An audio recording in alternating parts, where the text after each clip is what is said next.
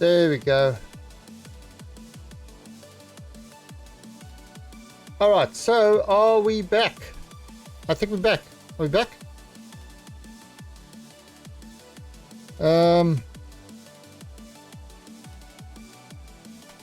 Alright, so we are back. Curious to what caused it. Okay, so I've been chasing down what's causing it quite a bit. And it appears, so alright, so it's kind of, it's a OBS crashing is not the issue. Because OBS is not crashing. OBS is crashing because the capture card is crashing. And the capture card is crashing because of the capture card driver. It happens randomly. There's no actual way to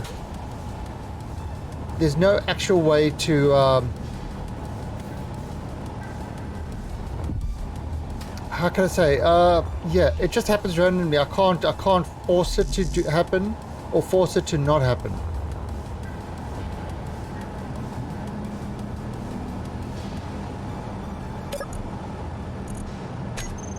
Oh, we've run out of iron. Oh, we've run out of iron. Yeah, so there's...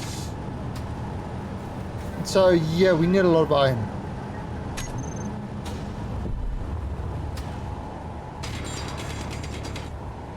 Yeah, and the problem is... Okay, this is going to be one of the... This is one of the annoying things. The problem is, I can't shut down. I can't. If I could just manually kill the card.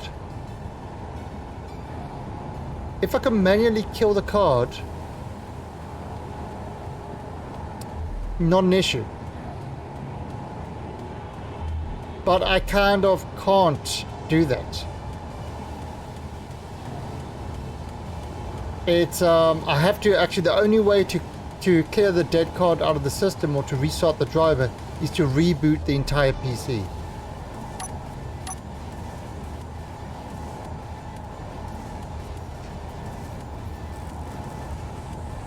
It's Windows.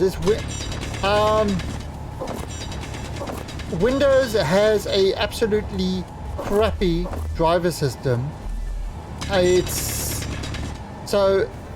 If something is not quite right, you are screwed. Linux, something like that happens, no problem. You just restart the service and shit like that. It doesn't take down your whole machine. The only way to correct it is to reboot. I'm not dropping any frames. Try hit F5 refresh. I'm dropping no frames.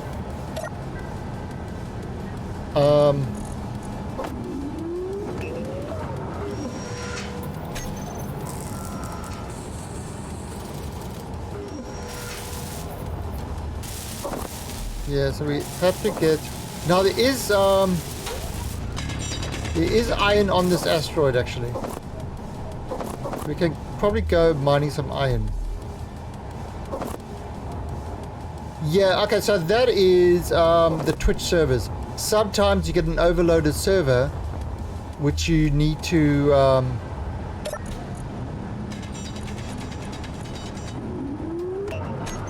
yeah, sometimes you get an overloaded server.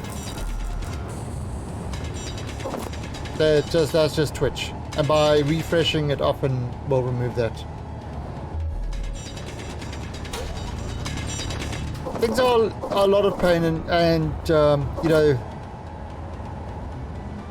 when people talk about the internet is built on pipes, it feels like it's built on paper pipes.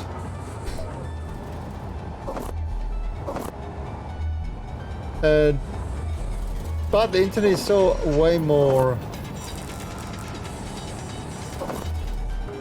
Yeah, I don't know.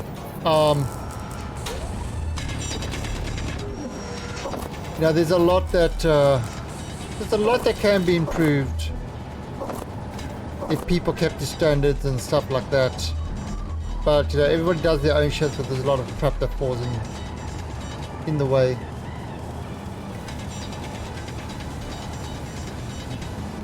I'm actually working on a Linux bot for a client to keep his capture cards, and he's planning on.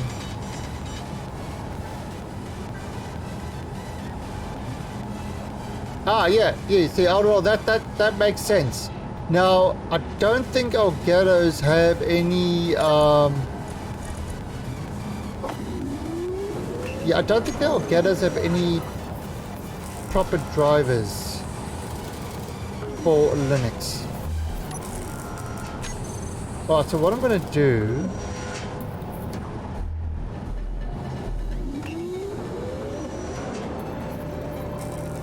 Voice cutting out.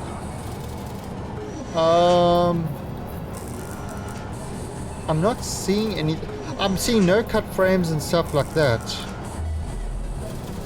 The voice... Let me just see if I can listen to my own lovely voice. Oh, what the hell? Alright, now I can listen to my own lovely voice. And that seems to be alright. I'm not hearing anything cutting out.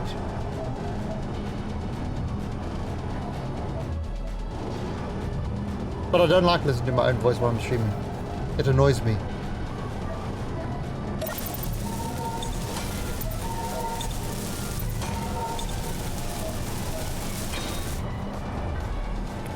Yeah, I mean, if you know, there are lots of Linux cards that will do the trick. Well, I am going out on the asteroid to try and find some iron. There is iron on this asteroid. Actual iron on this asteroid.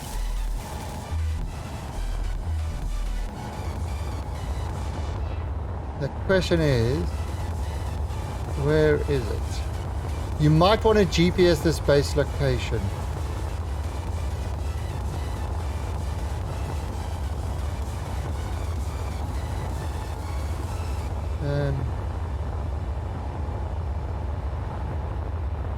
This is a huge asteroid. Whoa. Now, just don't know how far the iron deposits are from me. Yeah, Windows is just one big... Well, Windows is in fact malware. It steals all your computer resources for its own crap, does things you don't want it to do. I mean, it's, by every definition, it's malware.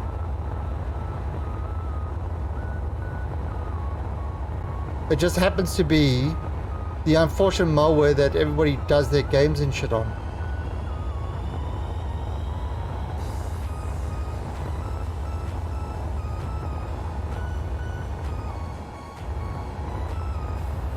What's a better solution? There are plenty. It just needs people to adopt them. How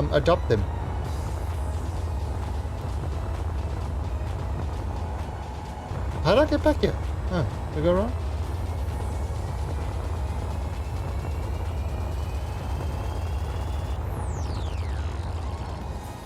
Oh, you can run games on Linux really well with Vulkan and stuff like that. You kind of kick off all dependencies from Linux. I mean, all dependencies from Windows. So, there you go. Here's some iron.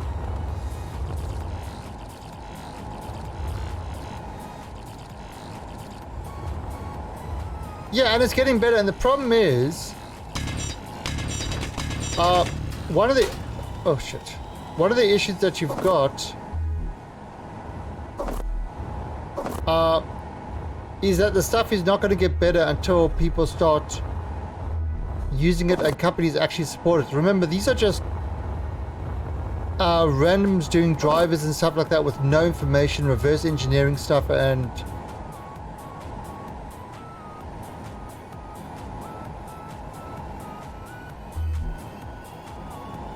yeah, I mean, it's, you know, and somebody was saying yesterday that oh, Steam does nothing. They're not doing anything. They're just sitting on their asses. Steam has been sort of doing a lot of work on Linux, even the Linux kernel. You know, making applying patches and stuff like that, or submitting patches that make the kernel a lot better for gaming, the way CPU use is allocated and stuff like that. So they are putting a lot of resources into pushing Linux. And I was reading an article from a dev the other day who let's put it this way, let me just mark this GPS here.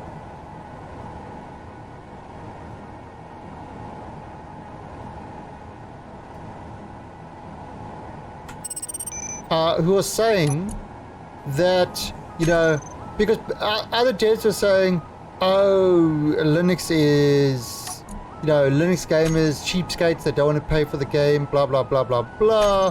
Their sales are like 1%, and crap like that. There's a spot for iron if you need to mine some iron. And, and like, sort of, all the usual anti-Linux game propaganda. And one dev, he replied to it. Oops. Oh, that looks cool. Actually, pretty cool. And the one dev replied to it and says, no, you're just doing it wrong. What he does is he makes Linux his main development platform, right? And if something works in Linux, it's guaranteed to work in Windows. That's his thing. You get the thing working properly in Linux, guaranteed to work in Windows. Also, the Linux people, when you send your game up for testing in Linux, the Linux people are far more knowledgeable for Windows and can actually track down exactly what the issue is and give you a lot better bug reports. I mean, much more detailed bug reports, so you could actually fix the bugs, and once you fix the bugs, it fixes it for both Linux and Windows.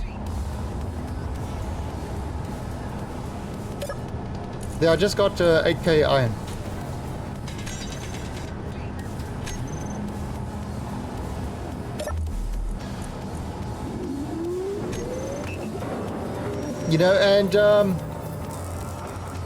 And it's like, and you just said, well, they're doing it wrong.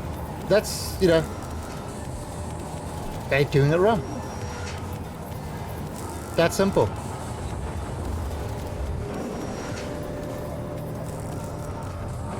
But there you go, you see.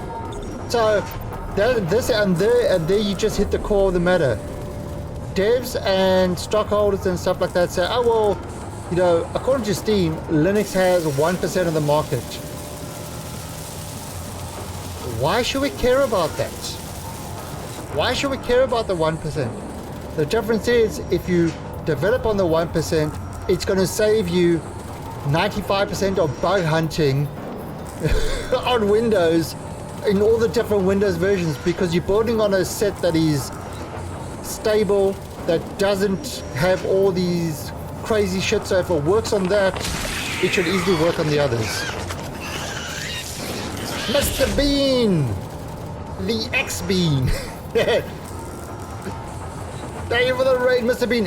If you're in my chat, type in !defend to defend us from the Mr. Bean raiders and their mini cars. Please. The !defend in chat. There we go. Drown them out with UFOs. And there's a shout out for Mr. Bean. So, what have you been doing in Space Engineers? I am busy building an asteroid base.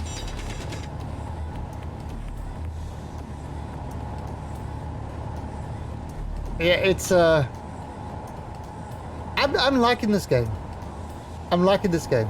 Yeah, so I'm busy building an asteroid base. Now, in order to hollow out the asteroid base, this is my master plan.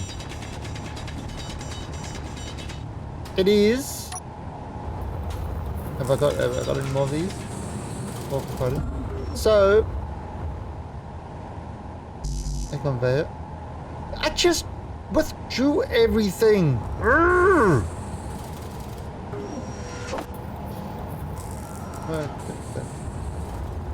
I don't like this build planner.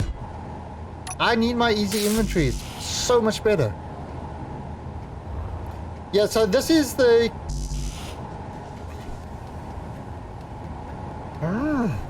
This thing is annoying. Cannot withdraw. You're a heavy fighter. Oh, yeah, oh. I did that. I bought a fighter. And I went to go help somebody with against an NPC. And I got a lag spike and I jumped ahead to 600 meters to them. And their shots just took me out in like 2 seconds. And thank you for the follow, Mr. Bean. And so my maiden flight of my fighter that I built, not from a blueprint, actually, from scratch, ended up blowing up due to a lag spike, thanks to the wonder of peer-to-peer networking on a dedicated server. Yes, I'm sitting right next to the server, so I shouldn't be getting any spikes like that. But the other guys are playing from other side of the world, so peer-to-peer doesn't like that. Yeah, that's one thing. I cannot fathom why they would... What mindset went through putting peer-to-peer on a dedicated server? The only thing I can think the reason for doing that is they're too freaking lazy to actually build a proper server. So they took a client, stripped out the GUI, and just said, "Hey, that's a dedicated server." That's the only possible reason, is they're too lazy to actually develop a proper server. So they hacked a client to do it. Because peer-to-peer on a server is dumbass. And inbound. Frontier did the same thing with the Elite, and now they screwed. They cannot expand their wings and stuff like that, or make more people in an instance. They screw themselves by using peer-to-peer. Yeah, well, that's a lot of the time that peer-to-peer does. To try and get everybody working together. So because I've got, is there a way to actually see your links? To see what everybody's ping is on the server? Is there is there like a screen that you can bring up? Do that. F3. There. Okay, so I'm at 85. Okay, the server is 4 meters away from me. It's a proper server. It's 4 meters away from me at most. 85 ping. Sort of iStream, that's iStream over there. He's 336 ping. So I am suffering lag because of him. That is peer-to-peer networking. It's just so ridiculous. It is so ridiculous.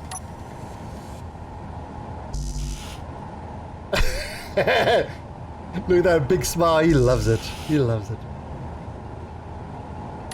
Yeah, it's so it's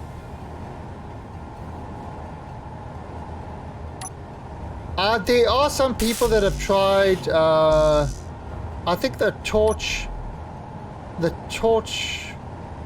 it's to run the dedicated server using torch and that, I think it tries to kind of bypass it or something like that. But it again, the game, it's how the game is actually built, and that's the problem. The game is built as a single player with maybe co-op to somebody else using peer-to-peer, and that works fine. Oh god.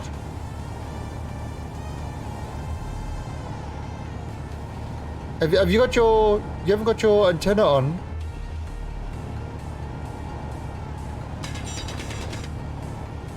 Oh.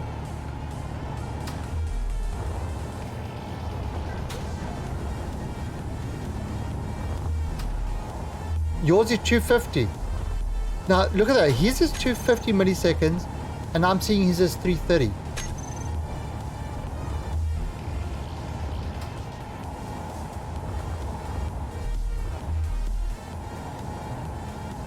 Yeah, I'm not using the corruption mod actually. Oh, those guys are fighting over there. Are they? Oh, the IMD. Oh, they fighting with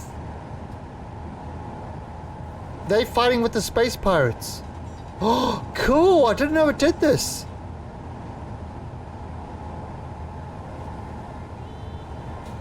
So Jim, there you go. Yeah, that's, and so Jim is that is peer-to-peer. That is peer-to-peer. Yeah, that will make sense.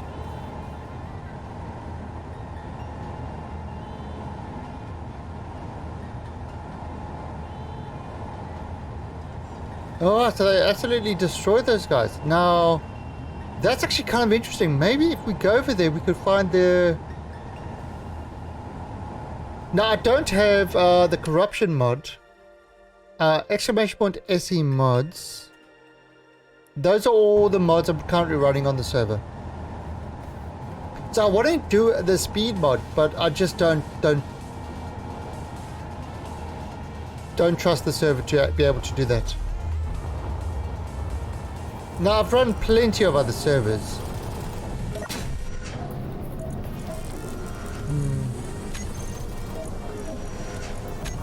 Let me get the...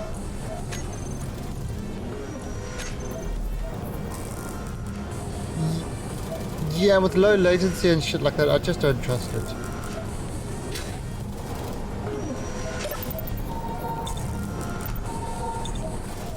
Yeah, and the physics engine under latency would make it even worse.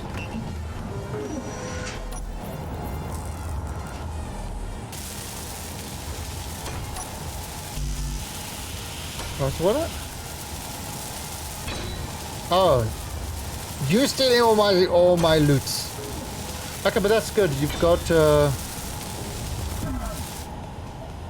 Oh, so you're getting these guys done. Great. So we can actually log off. On yeah, we don't need to go back. Well, but anyway, this is the plan. This is the plan that I'm trying to do. Is I want to finish this with at least 3 drills. And it's got a piston and a rotor, and it would slowly go and drill around and bore a giant hole, and all the rock would then go into the refinery, and so we would actually get a lot of resources just by clearing out our asteroid. So that's the plan. I don't know how well it's going to work. Yeah, no, it is. It is. It is really a good game. I am enjoying it. I played a lot of Imperium before, and I kind of like the way this works with, you know, the kind of the piping and stuff like that. I really do enjoy that. How all that is working. Kind of, you know, piping resources about.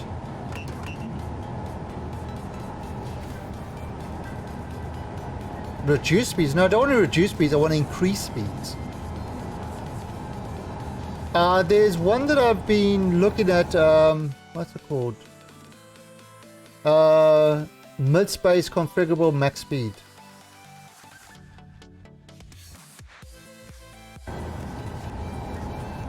Don't most of the games? Quite a number of them do, but they're not specific Linux compatible games. A lot of them have to do with you have to use the converted things or whatever. The what's it, DVK or. The problem is because the biggest issue with me running games on Linux is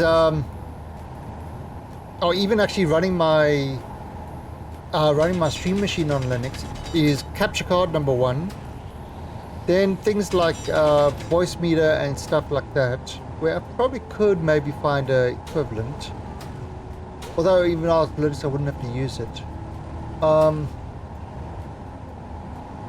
But main thing, peripherals like the Toby, for example, that I use for my eye tracking, and games that use it, no equivalent.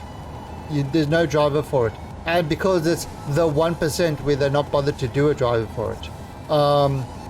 Then you've got the joysticks. No, well, you're out of luck on that one. Then you've got the Stream Deck. Yeah, out of luck on that one.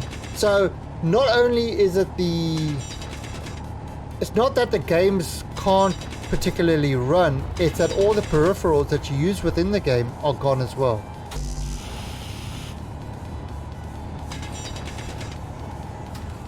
Jack Audio is more reliable but a bitch to set up. Oh, okay, yeah, so again, but I mean, it's like, so that's good. That's good that's around.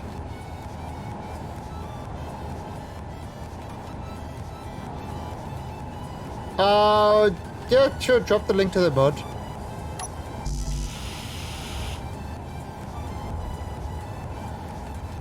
Okay, so I have thought of that.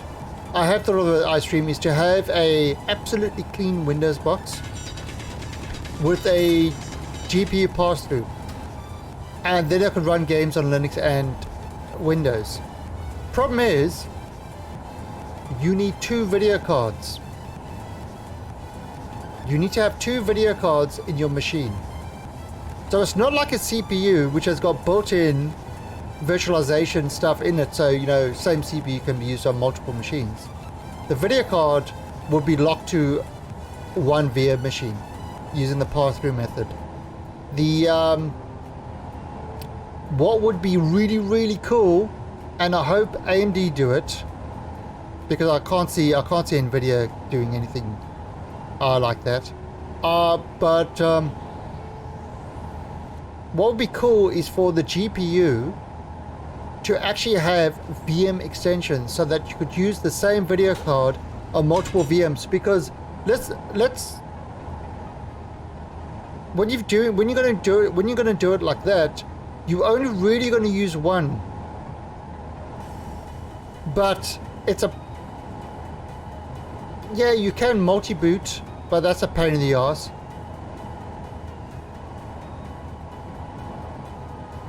Can't you get Imagine off. I want to game on both Linux and Windows. So no, that won't work at all.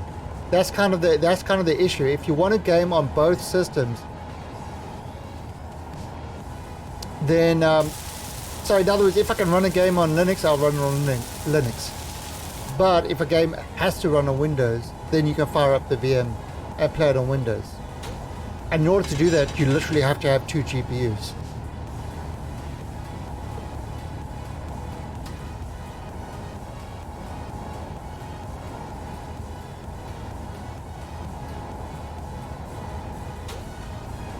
Dual boot the game. Yeah, well, actually, no. This PC is dual booting. I've actually, and towards that, Frogman, I actually have got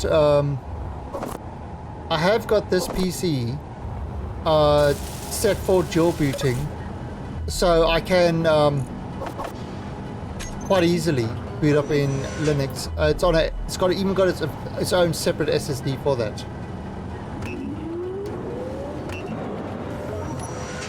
But end of the day is, I mean, I'll tell you what it is.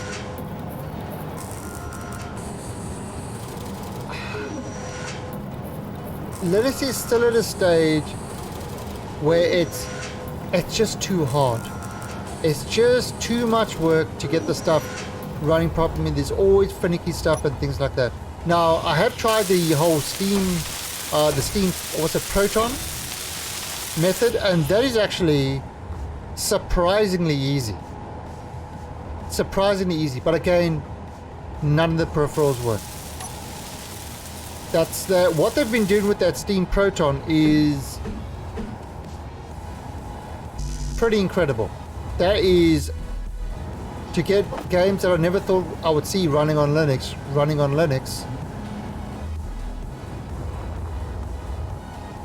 you know, was quite impressive.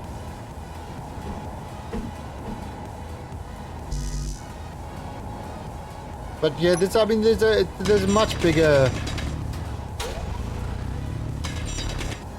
bigger thing to it. You see, look, that pause thing. It happens. Now, it doesn't happen when I'm playing solo. You know, playing on the server solo.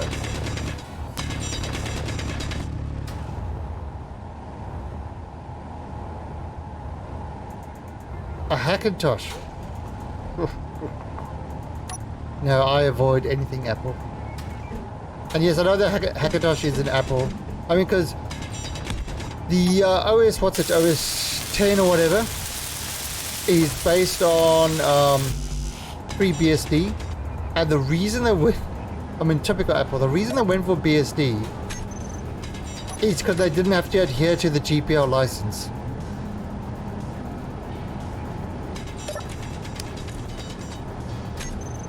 Welcome to Apple Land. Oh, we need more iron. Oh, let me go grab some more iron.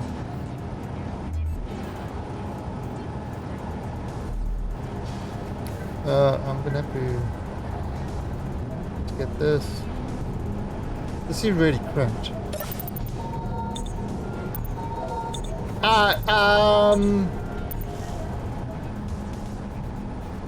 Well, no, not necessarily.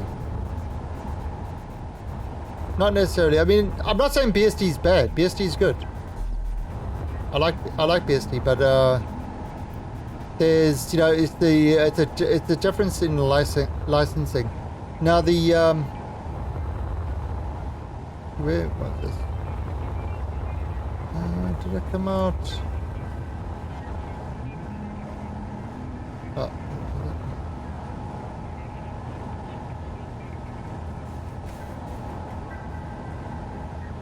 Was there?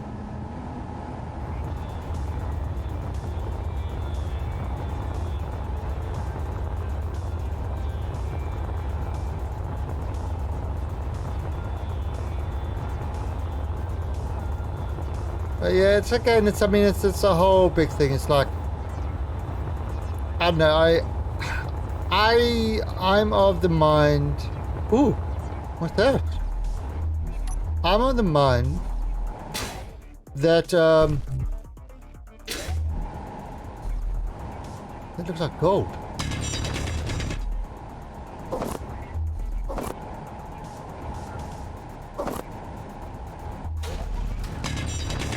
I'm definitely of the mind that the OS should be, you know, for security reasons and everything else, should be open source. And it also, I mean, you know what I would actually really, what I would like. To me, the ideal thing would be something like,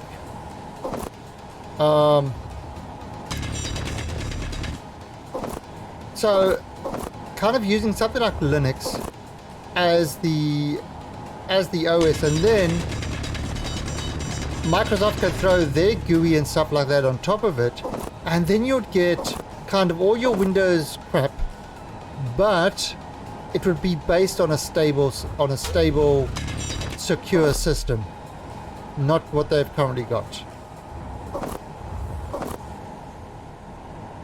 That to me would be a really good system. Linux is stable, and if you're saying it's not, then you obviously just trying to troll.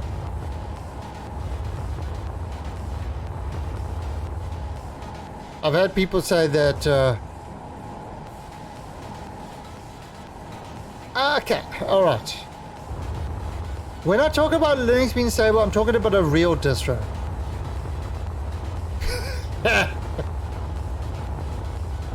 like the Debian stable and shit like that is hardcore stable. That thing just doesn't break. There's a reason the entire internet runs on these sort of things. You know, like I've but if you start going on bleeding edge stuff, then yeah, you know, in particular distros, some distros are known for stability, others are known for cutting edge, that half the shit just doesn't work.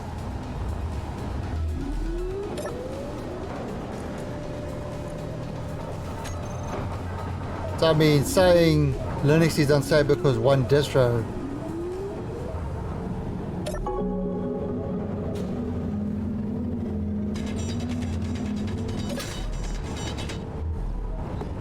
you know, I mean, yeah, exactly, and that's why I really like the Ubuntu because it's based on Debian, but I only use the LTS releases, and you know what? They have been rock frickin' solid. Never had a problem with the LTS release, ever, on all the servers are on. And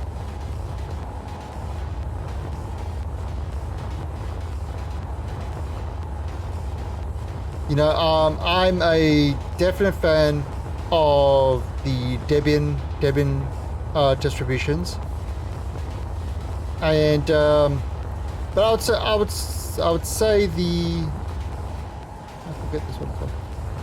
I would say the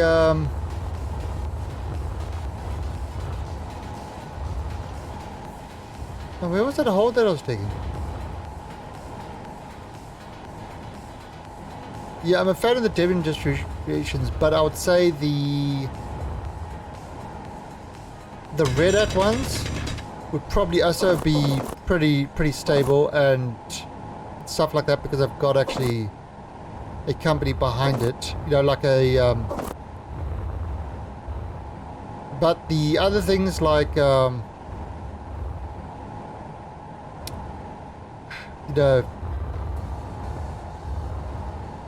like all these other things like that are based off kind of, you know, bleeding edge stuff, definitely not. And they change too much. I mean, one thing I like about the LTS releases is, you know, you're going to get a well supported system for a couple of years, and even when I've done upgrades to the next LTS version from the previous one,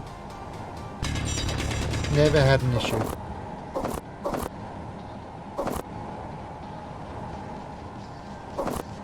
But of course, you know, crap in, crap out.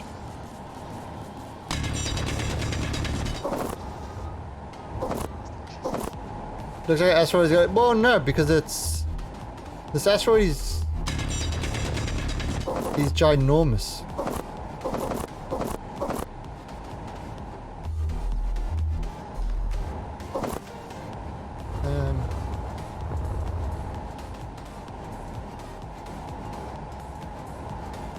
Yeah, I mean, for my VM machine, I'm actually using I'm using Proxmox to run all my VM machines, and that's running on Debian.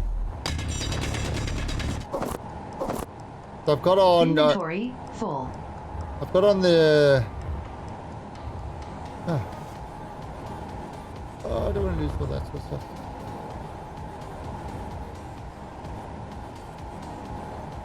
Where was my...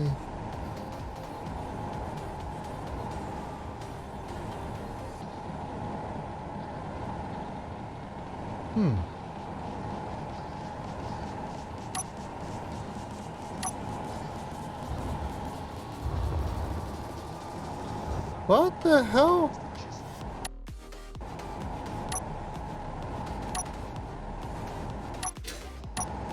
Yeah, it sometimes does it. Weird.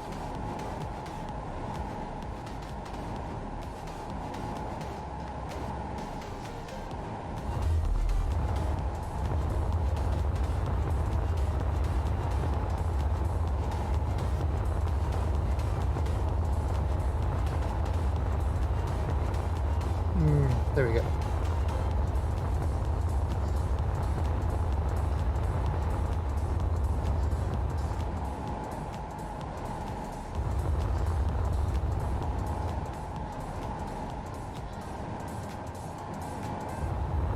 Duvian.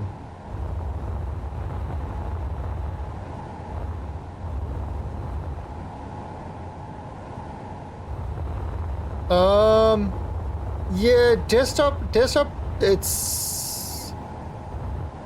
So Linux desktop, depending on what you're doing, can be a pain in the ass.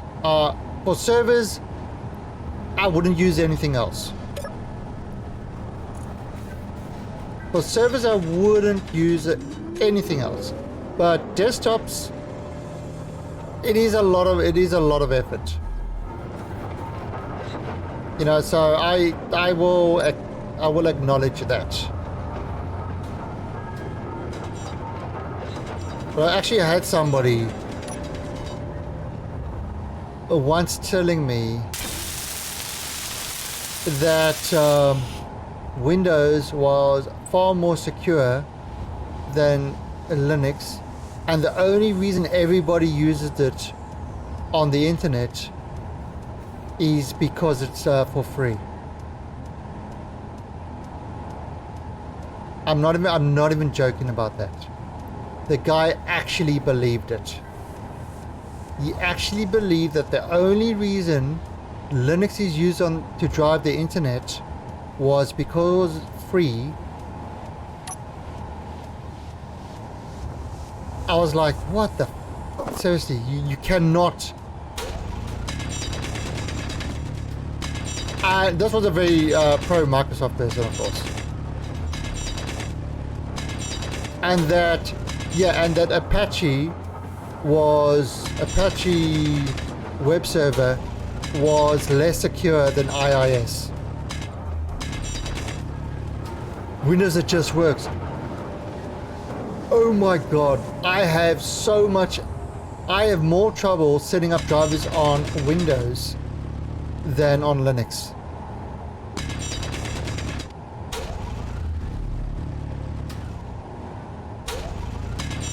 Now, I wish I was joking, but this guy seriously believed it. And I said, listen, you are talking absolute shit.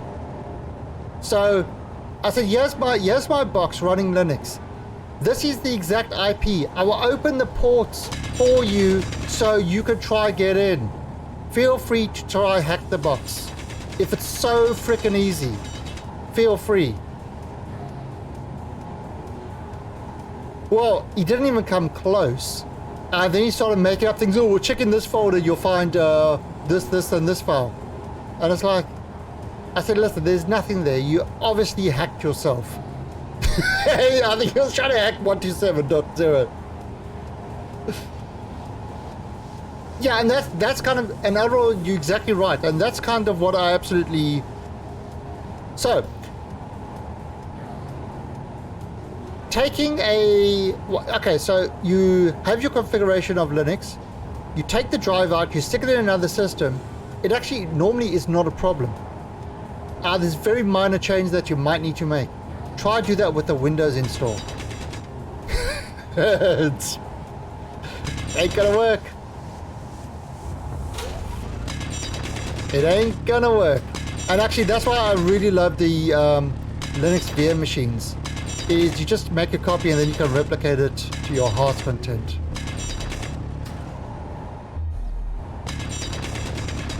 Oh, guess what? Guess what? Oh, I had this open the whole time. I didn't realize I had the... Oh, because I rebooted. So we've got... My engineer has shown up. My engineer has shown up.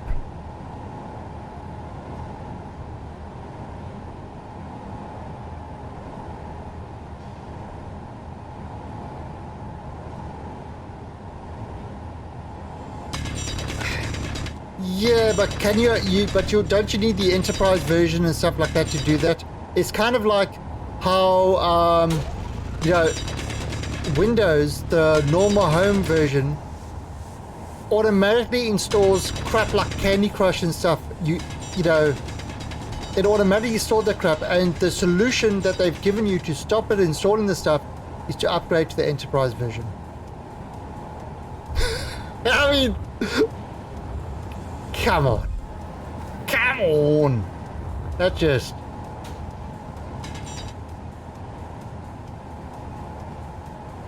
Alright, so let's see.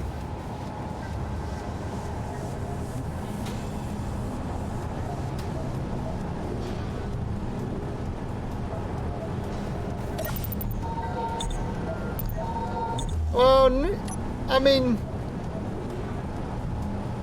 depends. It depends. Something very powerful can be very simple.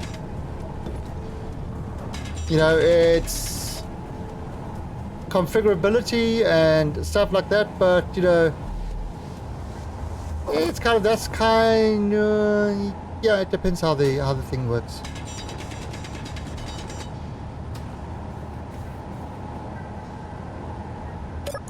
Oh yeah, or trying to do things the Windows way on Linux, which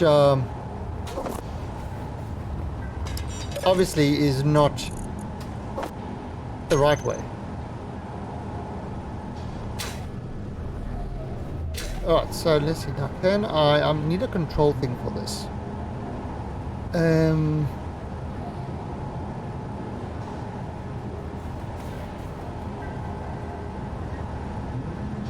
Yeah, and I mean, there's also, it's...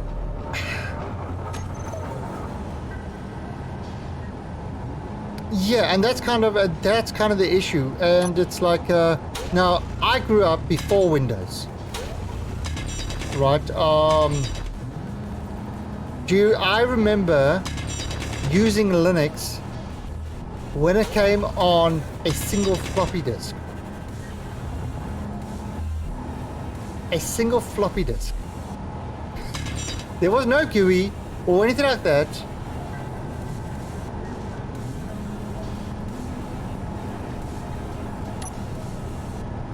I used app for everything. App for everything. It is beautiful.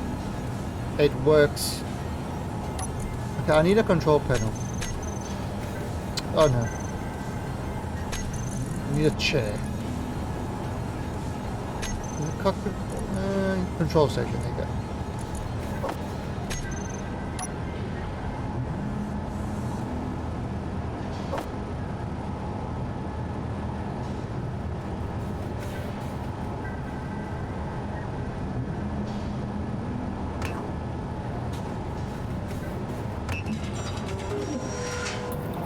Trade wars.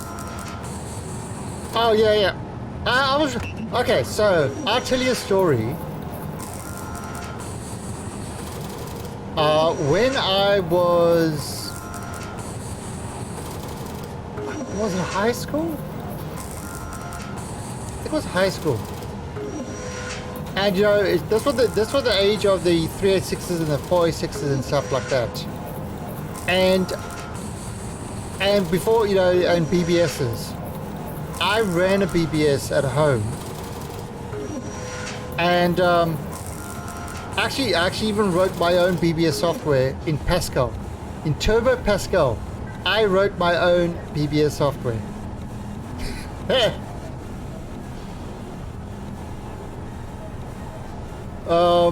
FidoNet. You remember FidoNet? So.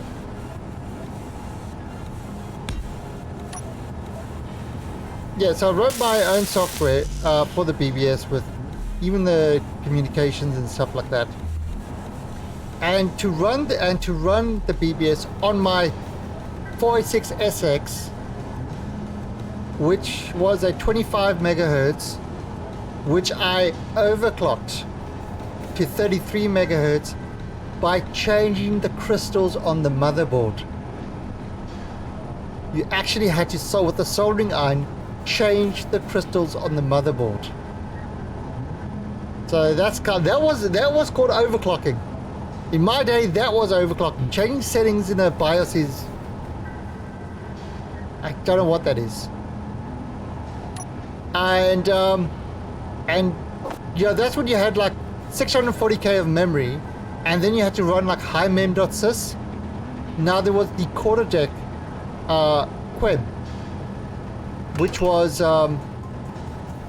you know, which kind of gave you a much better memory management than the Microsoft high mem.sys. Big surprise.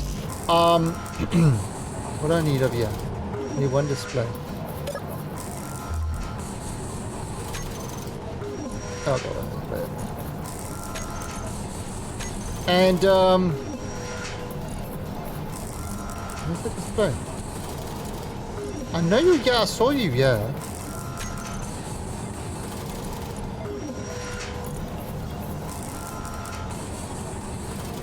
You McGurd! You took my display. Okay.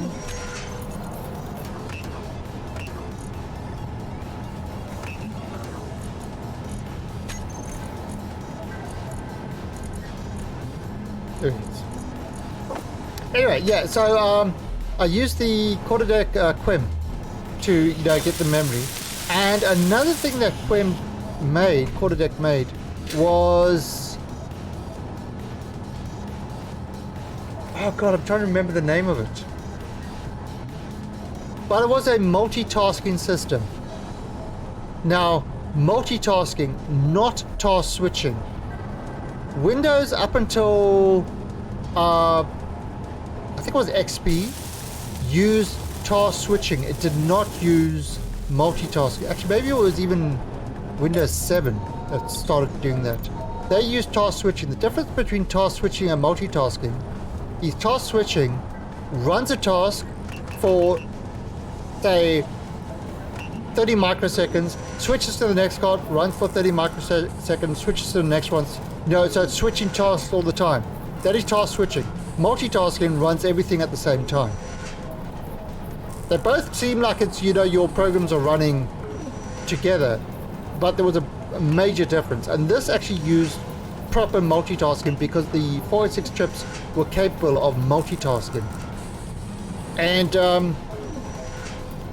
it was, oh God, I can't remember the name of this thing anymore. I think it was called Quarter Desk, actually. Maybe it was... Anyway, so it was obviously text-based in those days, not GUI. So what I had was I had a VGA card in there, and my games and stuff like that were using the VGA card. Then I had a monochrome card in there. And with mode CO80, you know, you could access the monochrome card, the monitor attached to the monochrome card. So I actually had dual monitors. And what I did was using this this quarter desk. What was it? Quarter desk. I need to find this.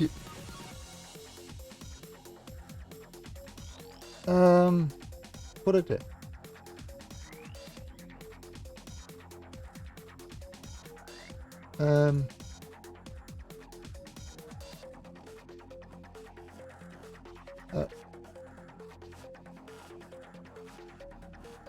Quem.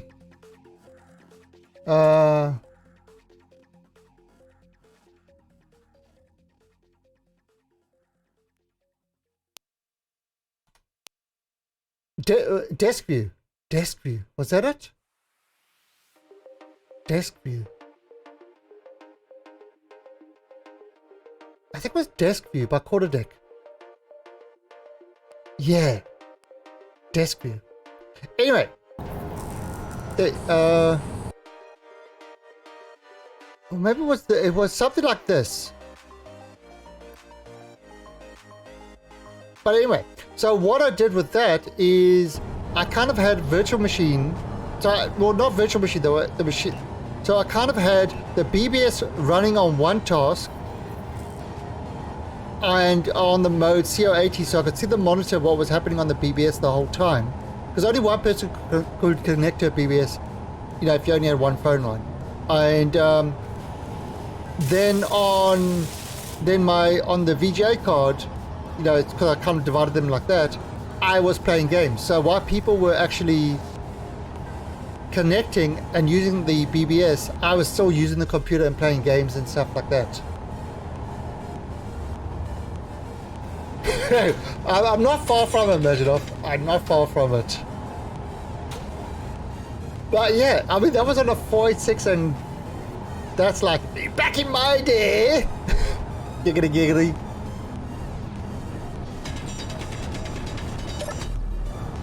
No. No, they didn't. No, they didn't. The internet came probably maybe about 93, 94. But that's when the ISP started, the internet started replacing BBSs over there.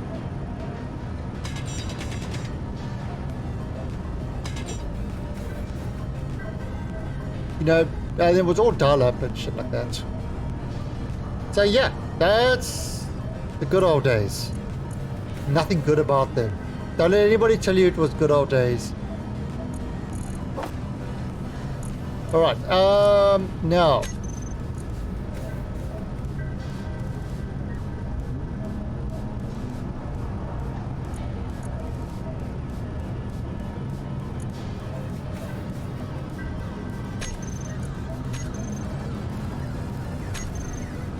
Okay.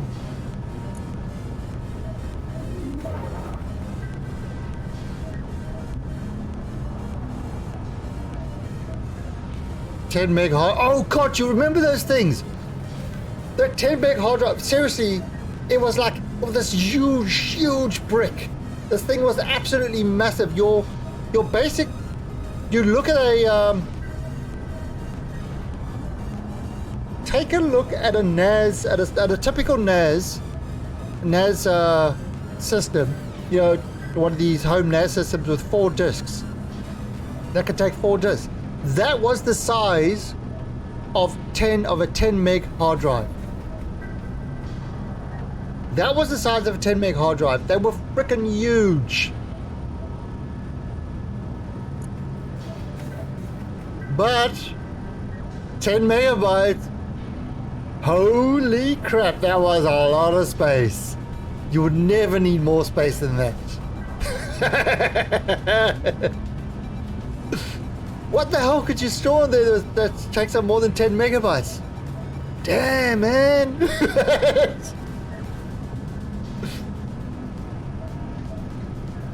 My engineer doesn't care. Alright, so let's have a look. Okay, so if I go so if I say control panel, block tool, don't do that.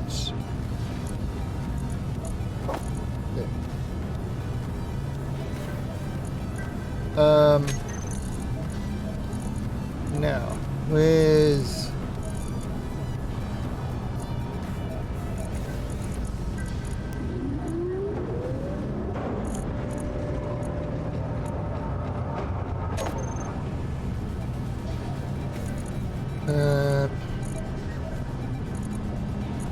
there's a piston.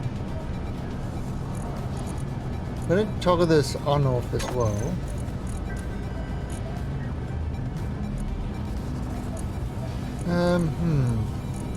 Should I do that? No, we're gonna. Yeah, I might have to do this like separately. Yeah. Okay. You know what? I'll have to keep my eye on this and kind of. Let's see what I'm. Oh, I've got a control panel there. Napster. Alright, so okay, so what we've got to do is I've got to make clearance Let's clear this bottom part.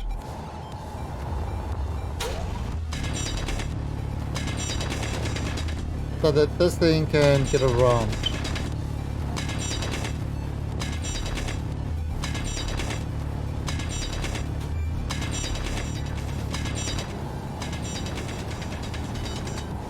So you see this thing needs to be able to swing around.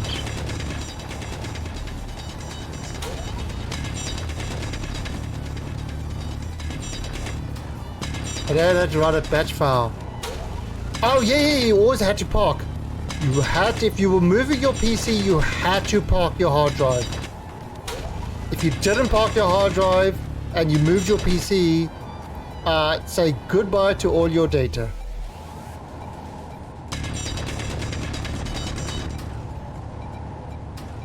Oh, cool. The lag spike.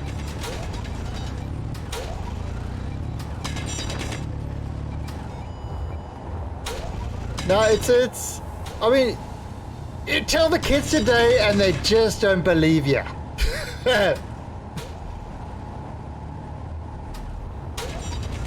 I mean, one thing Napster did was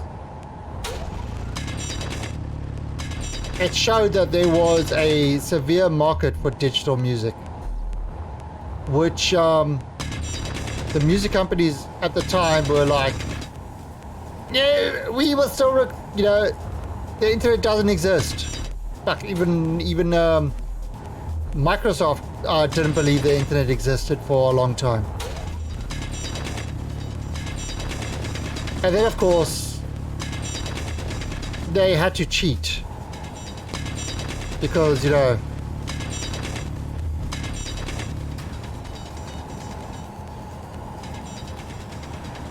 Emule and Donkey, yeah. There was a few of them. I think, wait, wasn't it? I mean, Napster was just one of the most known ones. Yeah, Kazaa. Oh, I remember. Oh, who remembers Alta Vista? Right, Alta Vista was a search engine, and the one where you could get less appropriate files, like copy files and that. Hasta la vista. There was that was like a torrent site. Oh god, all these things. I mean, those I think that was really the I'm not going to say the heyday, but that was the, you know, where people were really pushing the limits without the corporates trying to control everything. You know, people were actually finding new ways and stuff like that to do stuff. Now it's so hard to try new technology because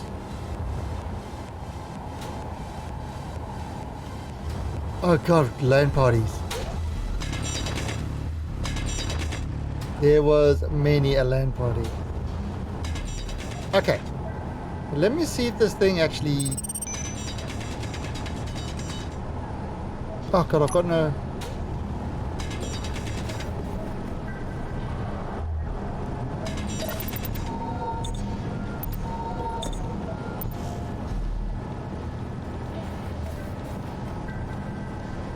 Actually, can I?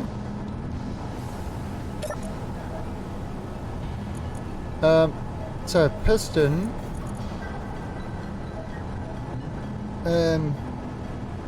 Velocity 0.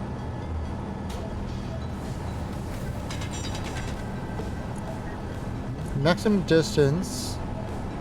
Just gotta move it forward like that much. Didn't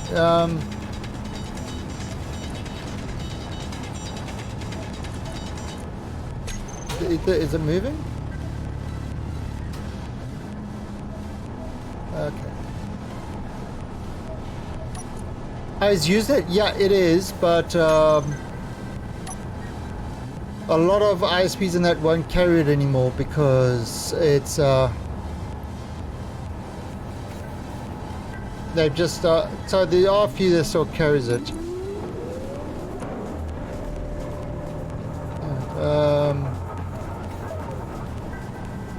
Bills.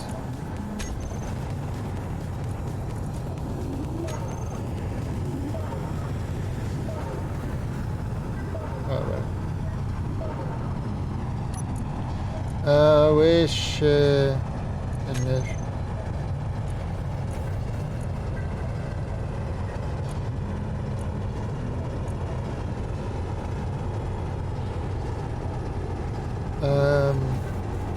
Here's my rotor.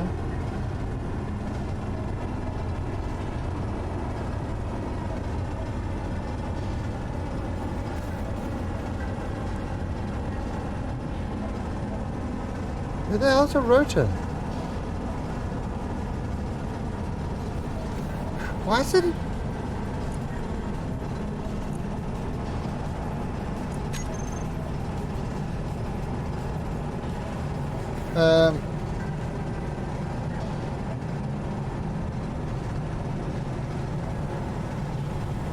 Okay, so braking torque, if I wanted to stop, I wanted to stop quickly.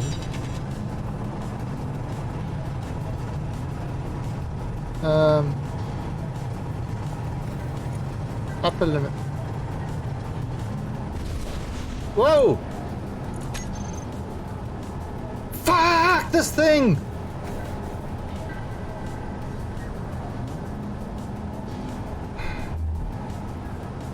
I didn't have the turn speed on!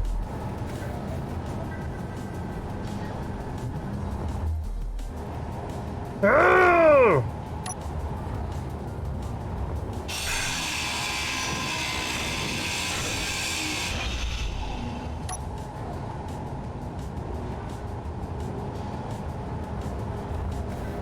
At 0 turn speed! God damn it! I have to do that again now.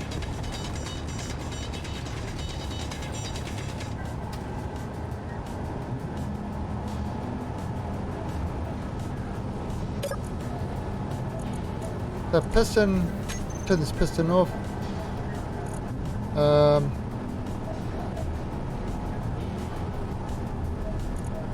Turn it off.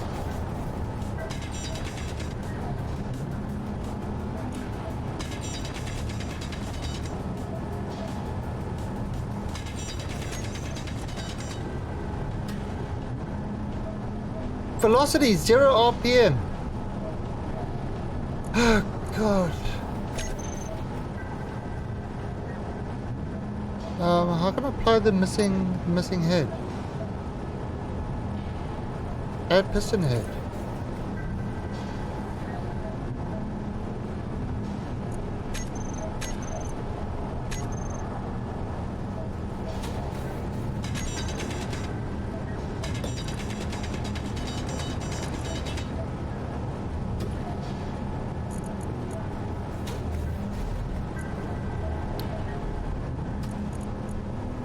Add rotor head.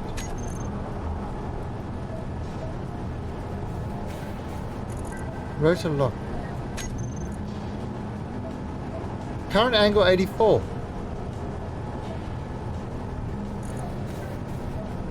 Why? It's got 0 velocity. Why the hell?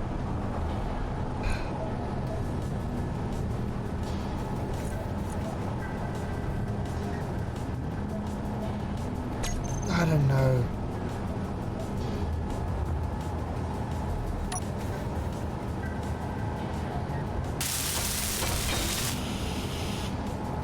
Well, IRC chat.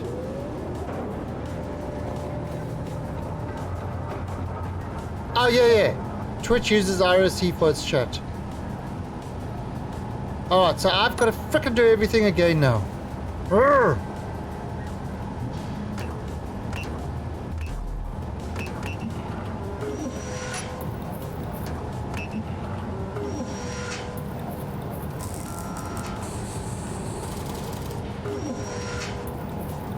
No, did it?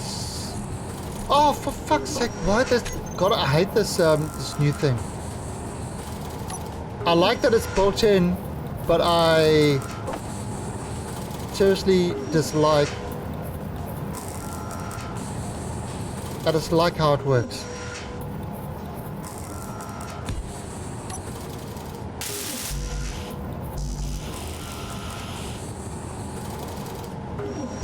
Java.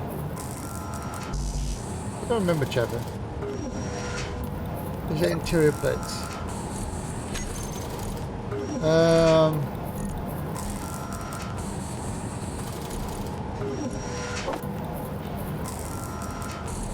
So what are we producing?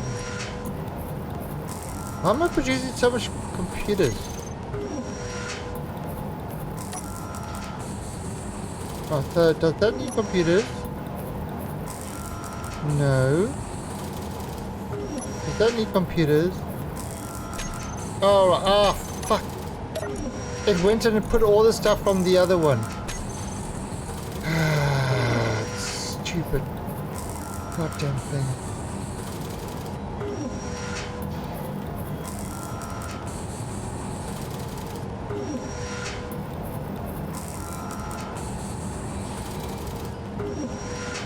There's one thing that I regularly point out to most of the large scale stuff is, oh well, I mean, without doubt Linux is the most used operating system out there by a massive margin. By absolutely a huge margin.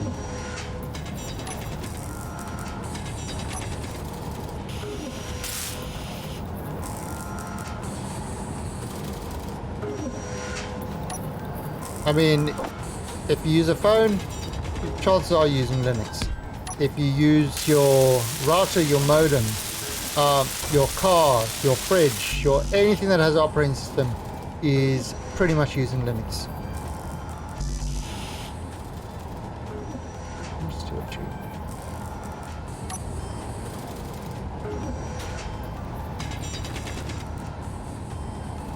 Oh, it probably is. I don't know what it's Synology using. You didn't sign up for that. Well, they gave it to you free.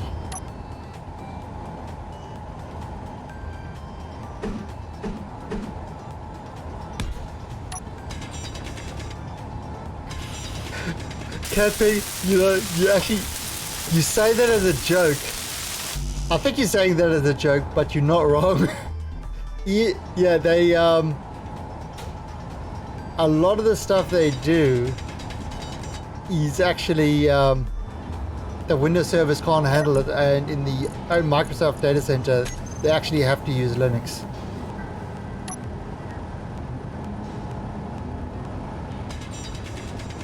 So, I mean, even they acknowledge that that if they want their stuff secure and you know, secure and working properly, they have to use Linux. So I still find that funny. Do you remember when Microsoft bought Hotmail? And the whole thing was, oh, we're gonna convert from Linux, we're gonna make it into using Microsoft servers and stuff like that. And oh crap. And I don't think they ever got that working right. Hotmail NT was not funny. It was hilarious.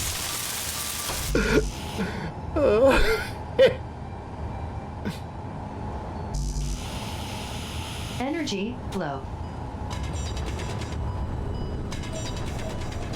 Oh, it was hilarious. Nah, I mean, one of the, you know, because I grew up in the era where Microsoft was pretty much gangster styling other companies and stealing their technology and using illegal tactics. And before anybody says, oh, they weren't, it was just business. No, it was illegal. And they were found illegal too in the courts and shit like that. Because I grew up in that, I've really got a dislike for them. A major dislike for them. Some would say it's a dislike burner. But it's also they killed so much good technology. So much great technology and things.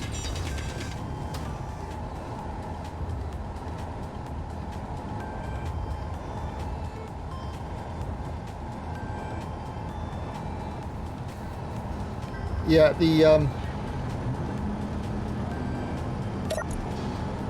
but who remembers? Okay, so who remembers Stacker? I'll bet none of you remember Stacker.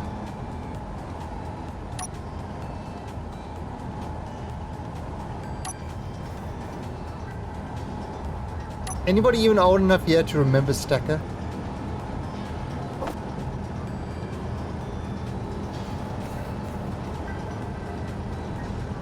Oh god. Well, let's put it this way. Everything they've bought or stolen has turned to shite. Everything. I mean, somebody points out Visual Studio. Did they write that from scratch, or was that off something? Because that's one of the few exceptions.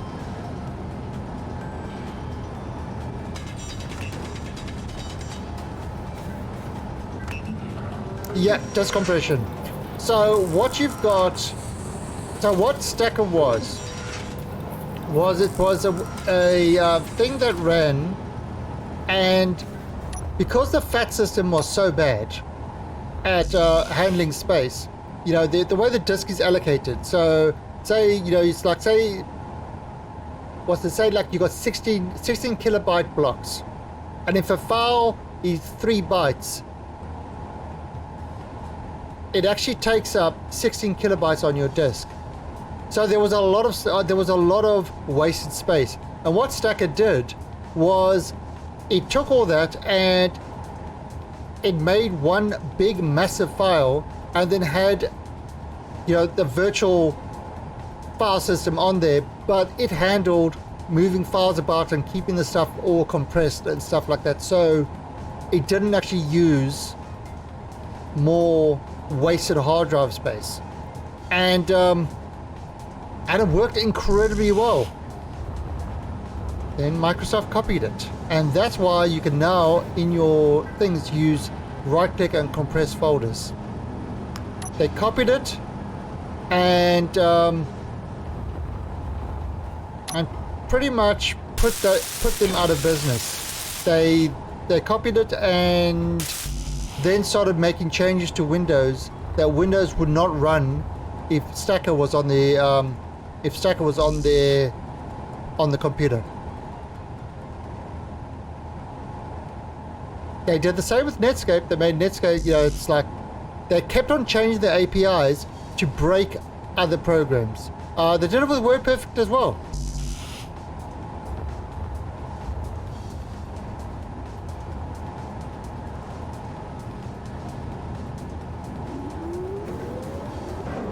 Yeah, which I mean, and then even Windows isn't their concept.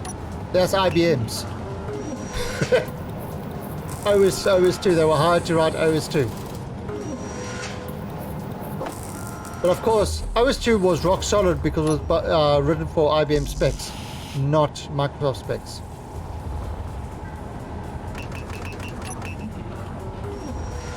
The mouse. The mouse was...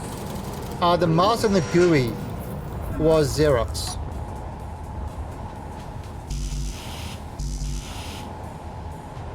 Yeah. So Xerox had the whole kind of GUI Windows system. They also had the mouse. And they invited Bill Gates and Steve Jobs to have a look. And both of those guys promptly stole it. They yeah, it's oh god, there was this, the other thing that was close to my heart, the one thing that was kind of, there was an operating system called BEOS, BIOS, Does anybody even remember them?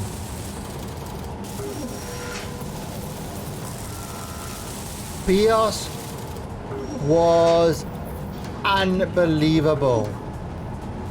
There was zero. Linux was so far behind BIOS. It was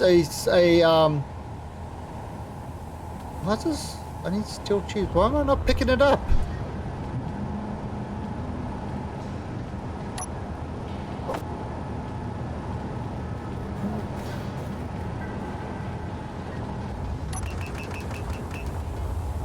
No, well,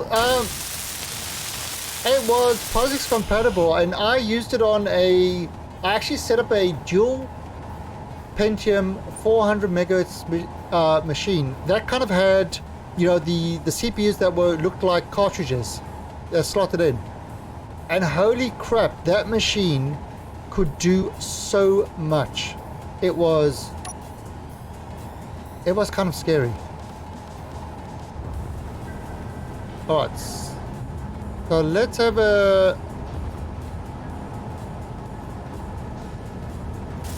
now,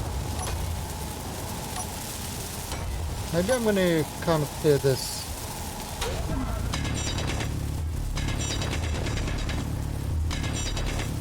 I wonder if I can remote control. So I've got a...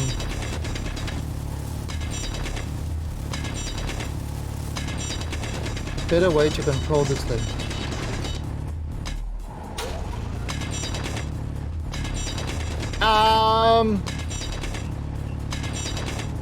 Okay. In a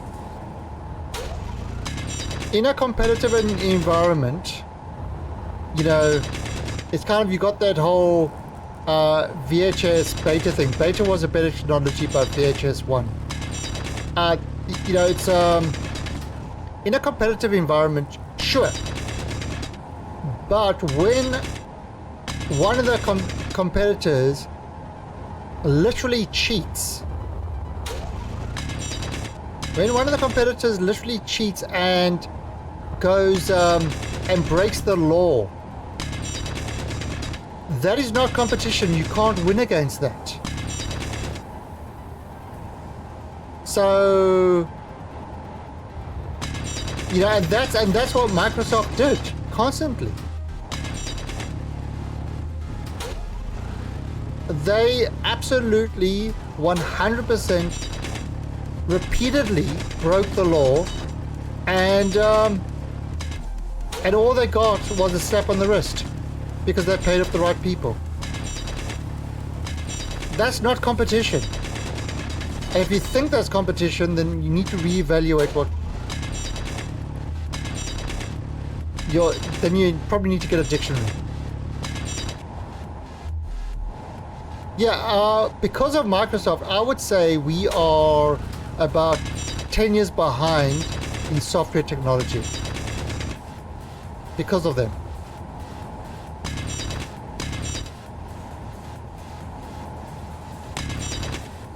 Energy low. Yeah, I mean, they killed BIOS by pretty much going to any company that wanted to include BIOS on their PCs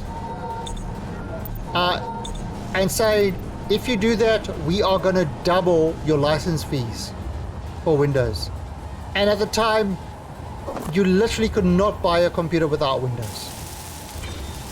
It was almost because they locked in every single vendor and stuff like that. And, you know, it was pretty much, what do you call it?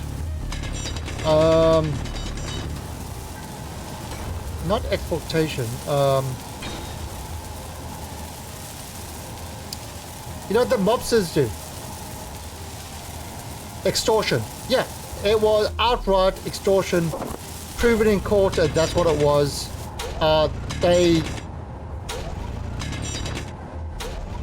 Yeah. So people say, oh, but, you know, but that was in the past and that. They are still trying to do that shit. They are putting the same shit over and over. So no, and that's actually one of the reasons why I would love to go to, you know, with Twitch doing all its favoritisms and stuff like that, and you know, the random rules that Twitch does.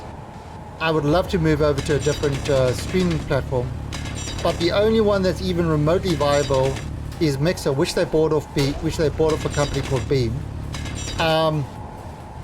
And no, I won't do that. Embrace extend extinguish. I remember that. Embrace extend extinguish. That was their tactic. And they and look what happened to the internet. How people are still stuck in companies today. People are still stuck using IE6.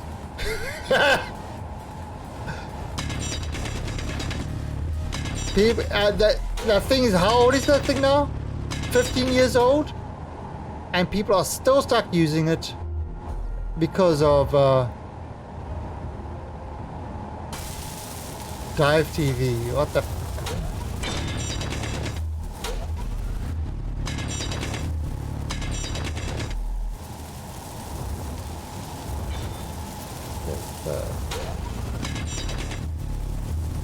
right now, PewDiePie. Do I look like a freaking PewDiePie? I don't think I've ever seen one of his videos or streams. Oh God, how many are you making? No, we just needed a few. This is not going to be the main base. That's where all my resources are going. Hey, Zyko.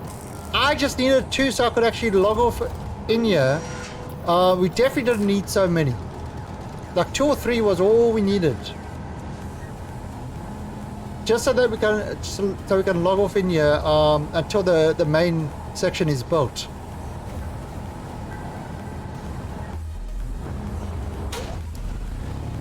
Just 6 at a mond.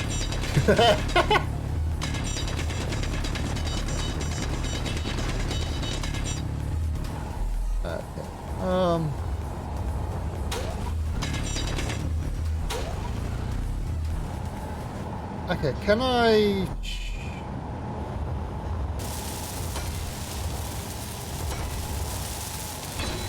can I make a remote control?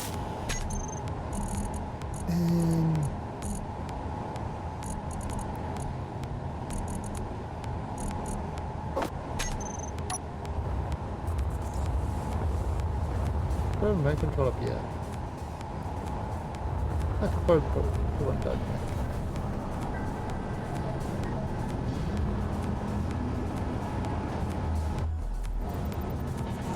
Holy crap, these remote controls are huge.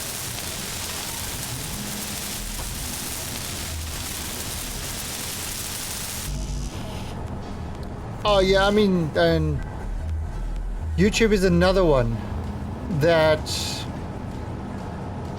You see, the problem is, a lot of these things, they... So, the problem that you've got with a lot of, like YouTube and Twitch and stuff like that, it's, you know, these big video things, is YouTube especially. YouTube, what's it called, the fair harbor thing, where it's basically they want to be a carrier, and so they're not held responsible for what people do on that. Then you've got to follow the proper carrier laws and stuff like that for that. But then at the same time, they want to pick and choose what they show on their platform. So that's a publisher. So they've got, it's kind of like they've got to be told, you know, they've got to choose one or the other. Either get the carrier to get the protection laws from being a carrier, or a publisher and then be held liable for everything that's on their platform. And the problem is, with a lot, and the same with the Twitch and that, they're trying to get the best of both worlds. Well, that's it, Catpig. I'm going to, I tell you, get these. Well, I can't freaking get the drills working. You're stealing all my resources.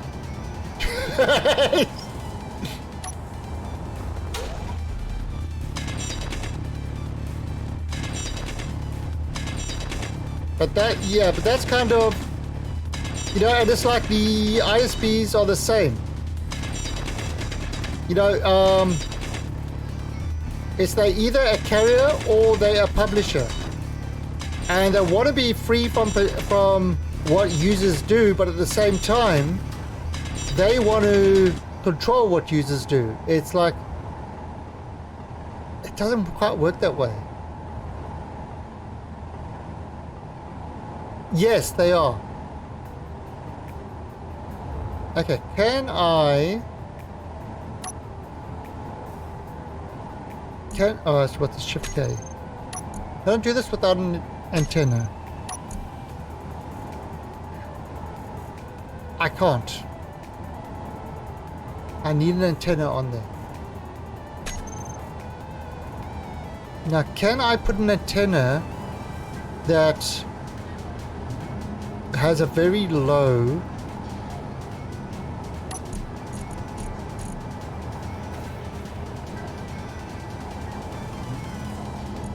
Oh yeah, and that bullshit. No,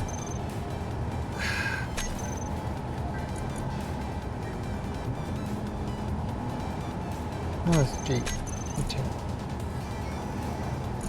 That whole thing. What a load of crap that whole thing is.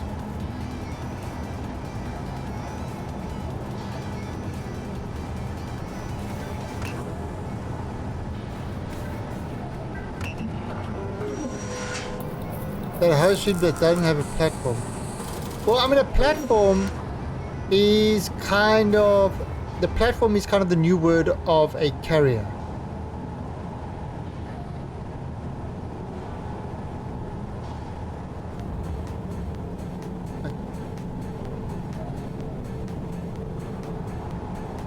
I'll do that.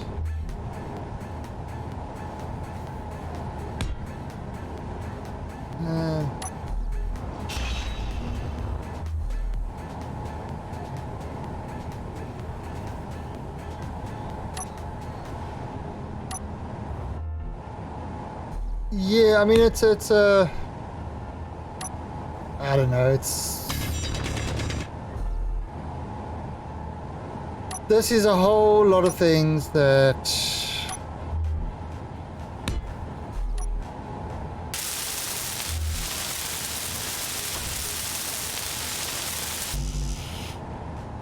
for fuck's sake, that thing didn't work again.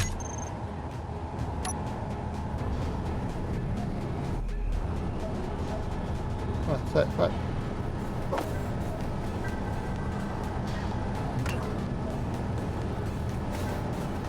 Energy low. Just go to Lang.com. I wouldn't go there if I was you.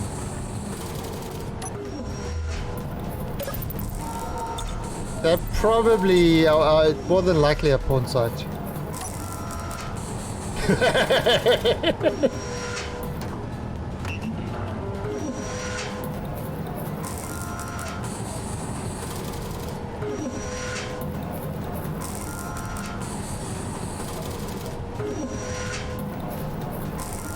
Actually, I did try to get it.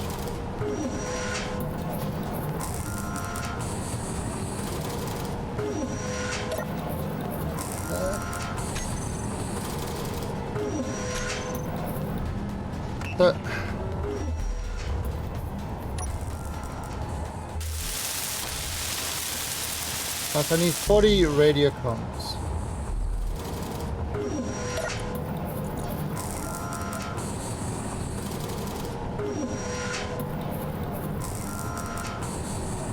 All these drills just for... No, my engineer has got claws. My engineer's got claws, and I will throw my engineer to you. Alright, now, since I'm not a camgirl streamer, throwing my cat will get me banned. If I was a camgirl streamer, I could throw my cat at you on Twitch and get away with it.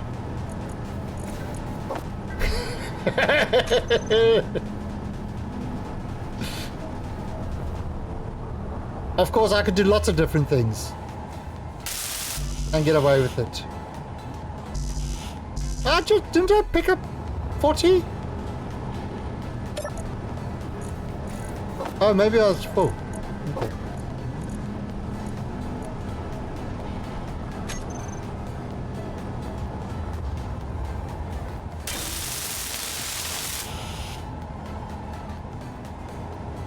Now,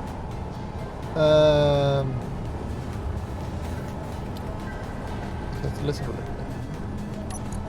And antenna. Alright, so toggle block off. Alright, so broadcast radius 5 meters, maybe 10 meters. Enable no broadcasting. Would that work?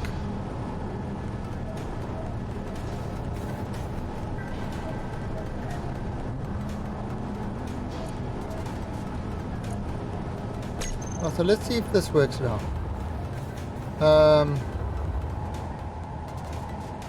Shift K.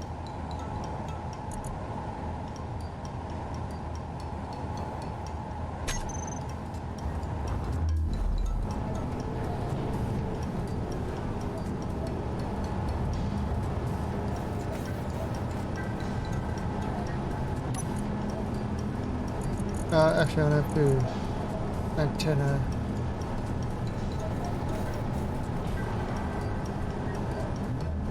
Maybe make it a little bit larger.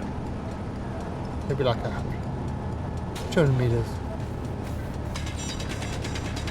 It was that moment the whole base exploded. No,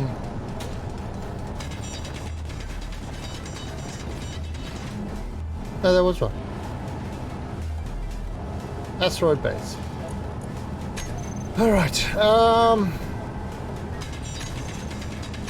now let's see if this works.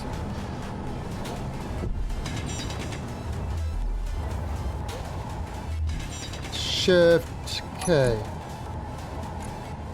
Why can't I see it? I have to enable broadcast, don't I?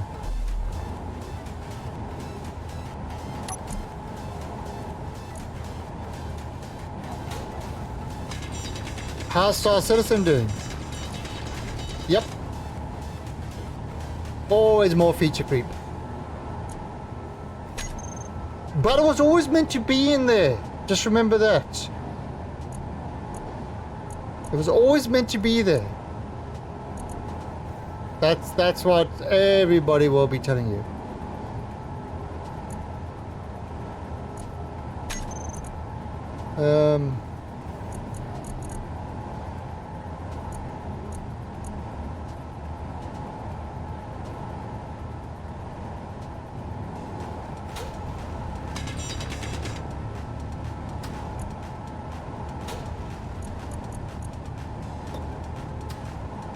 What's that drill?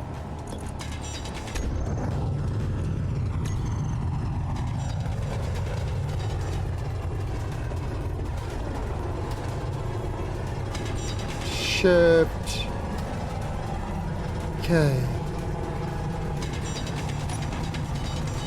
Why can't I take control of this stuff?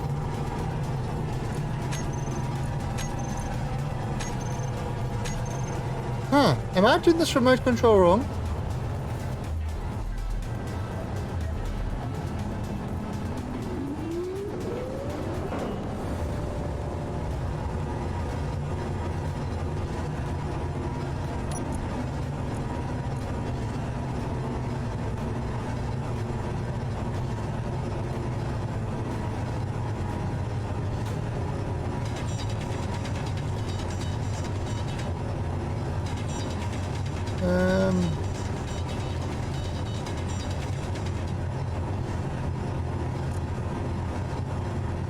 Turbo block and terminal.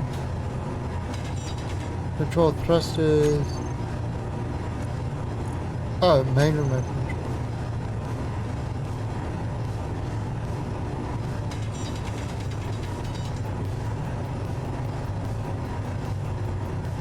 Okay, so, yeah, it doesn't work like that.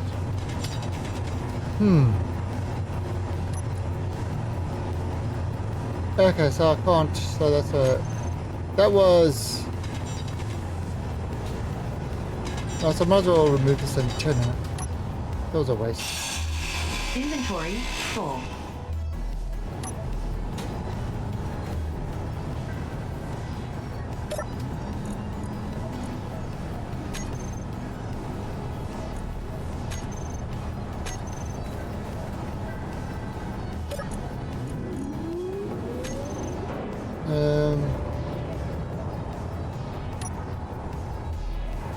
See, server a lot of, actually, I see a server list includes a lot of games to play. Yeah, a lot of them aren't running at the moment because, yeah, we just, it's kind of one of these things that, if I'm not playing the game, people don't tend to play the game. So I've shut down a lot of the servers. They're just kind of, otherwise they're sitting up there doing nothing. Right, so let's have a look. Now, is that,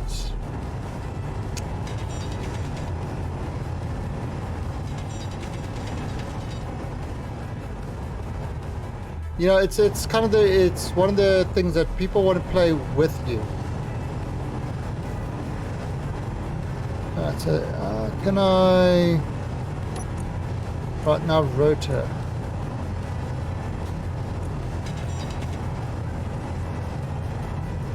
Advanced rotor.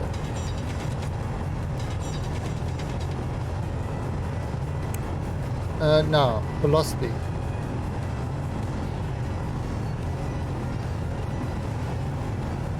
Point 0.0025.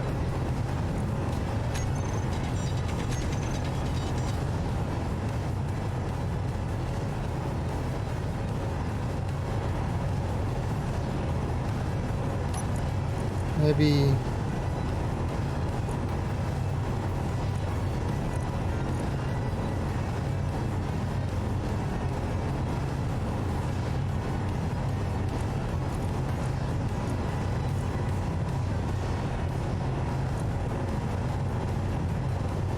once.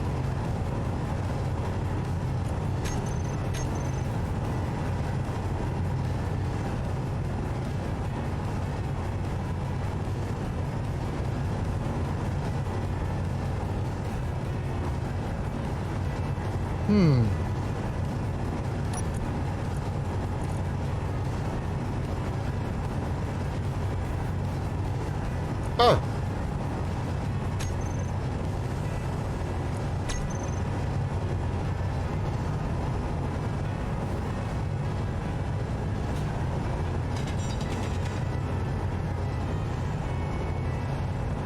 Is it moving?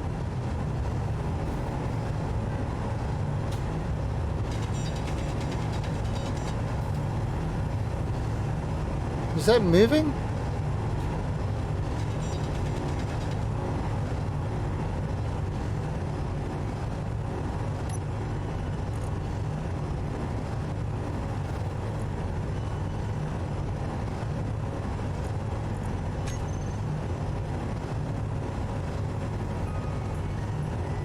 Oh, rotor lock.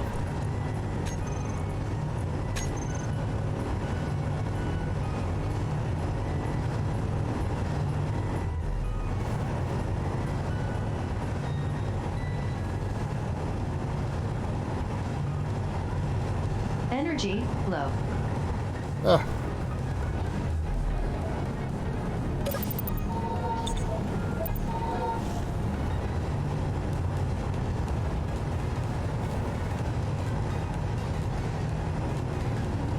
Let's try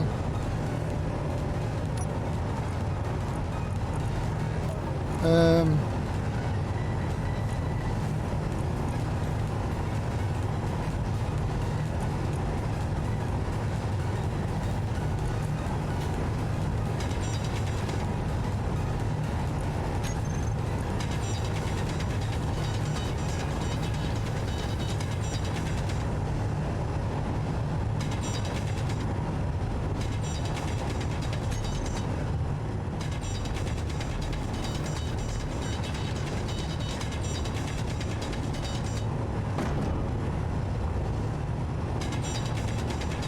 um,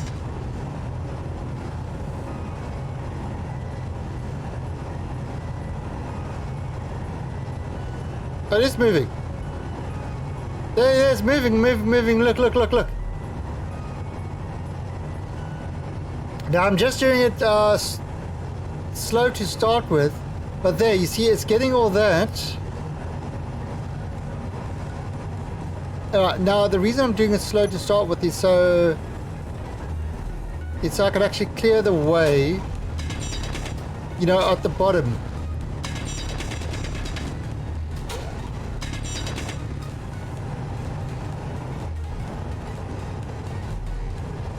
So it's, and yeah, use your right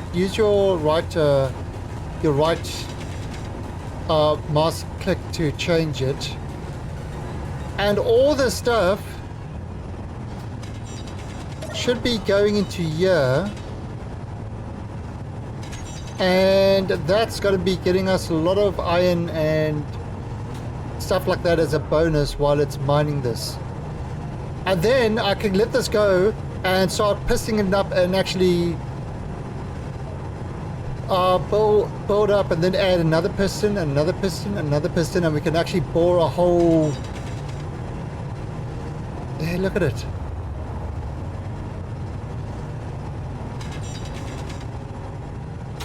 I think this is.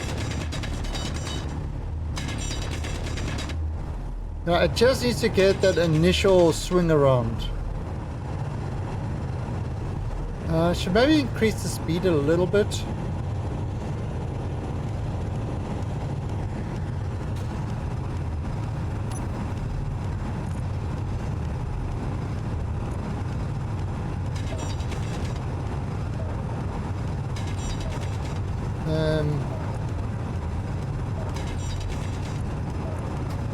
Maybe 0.5, double that speed.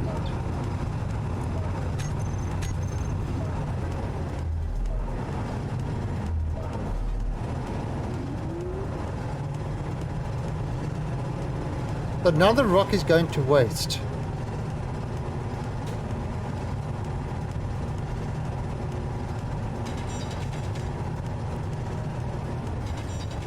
Well, this is the kind of thing. This is what we're trying to prevent it from crashing into the wall. We have to kind of remove the lower parts.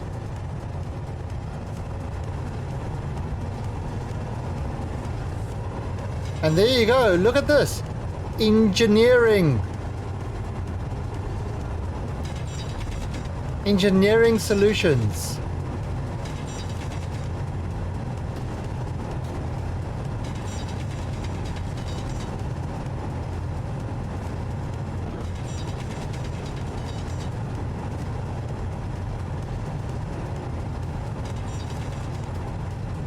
Come on, isn't this awesome?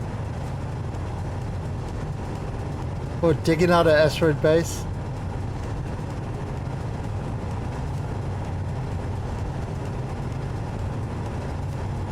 Why not mount the pistons on the side? Well, actually, I could put a drill on the side here and let that clear that way. I mean, if I put another drill here and let it, you know, or a drill, sort of drills in front. But the thing is, this is only for the initial one. Once it can go right around, it's no longer a problem. So once it makes the way completely around, then you can kind of let it go and you can start increasing the piston you know, to the height and will just do it. You don't need to touch it. It's only the initial clear. The initial revolution is where it's got to be right.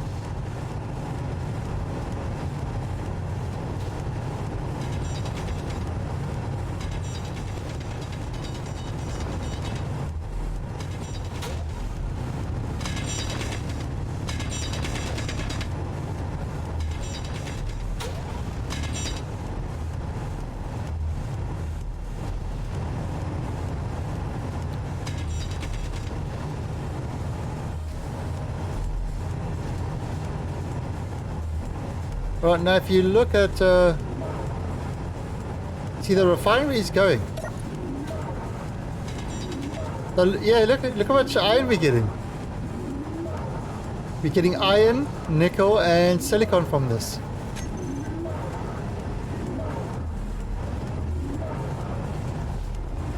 So instead of wasting the rock, we might as well use it.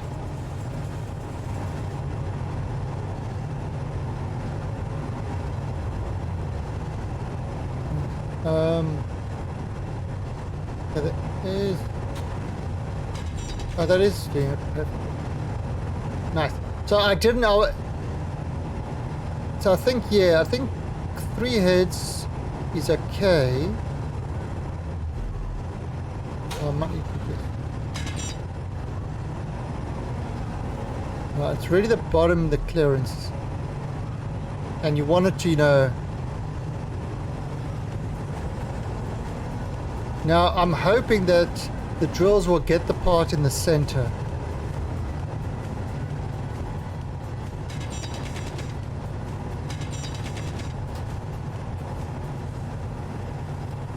What can you... Okay, so the rock you can... the new thing, the rock, you can actually break down to iron,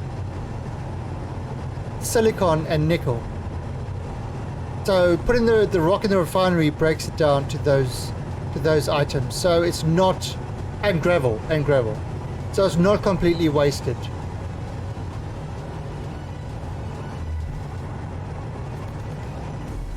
So this is giving me a ton of materials, which then to build the rest of the base with.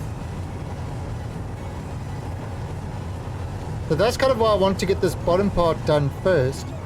Now, eventually, I think this will be the floor like this. This will be the floor. So this will be like the... this will be a wall, and then it would...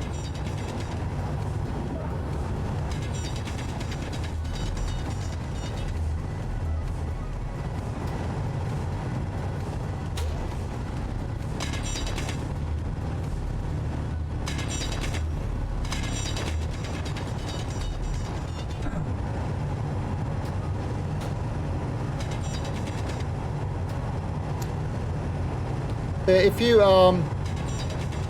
so I assume if you use your right mouse click instead of your left mouse button, what it does is it doesn't produce ingots, and it clears a lot more area.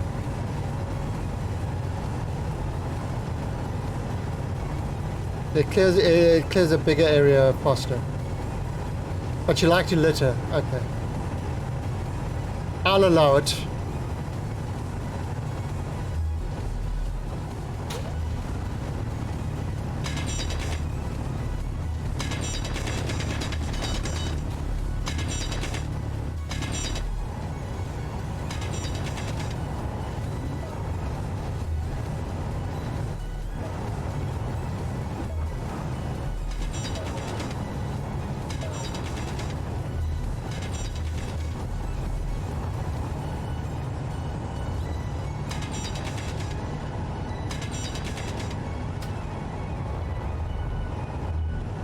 Yeah, again, it just...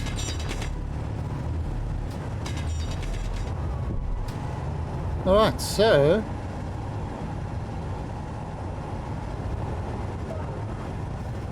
once it gets back to over these guys, it should be done. And then I can increase the speed and start having the piston moving out.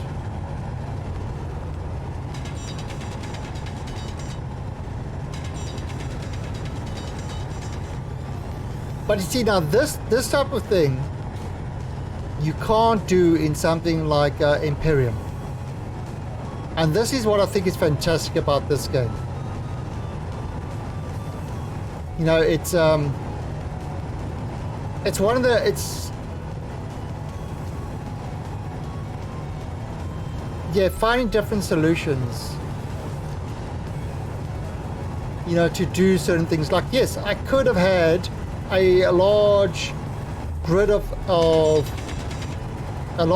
these things that kind of just moved up, you know, just a whole stack of them, and it just pushed the whole stack, you know, up with the piston. I could have done that, but this is using far less materials and energy low. kind of better, in my opinion.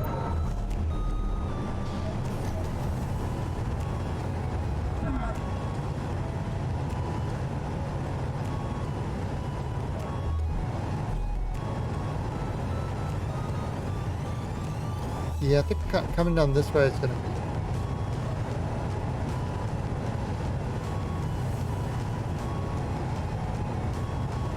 I mean, what's our...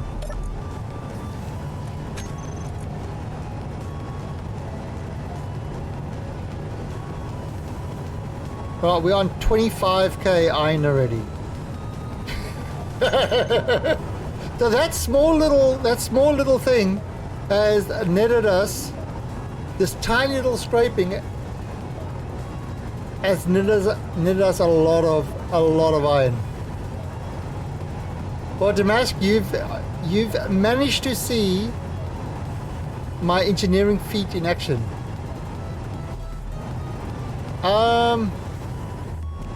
Yeah, well, what have I got a point? Maybe in, let me see, let me research.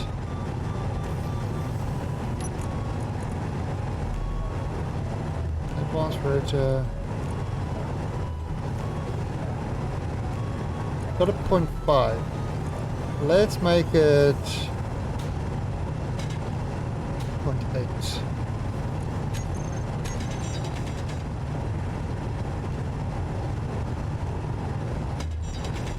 Again, it's only for the initial rotation.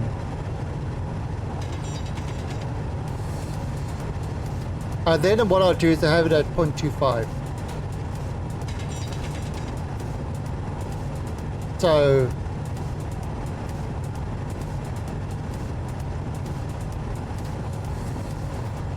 that's a German strip mining machine. No, I've never... Yeah, I don't really know a lot about the current engineering stuff out there. But yeah, there's a lot of interesting things you can do with stuff like this.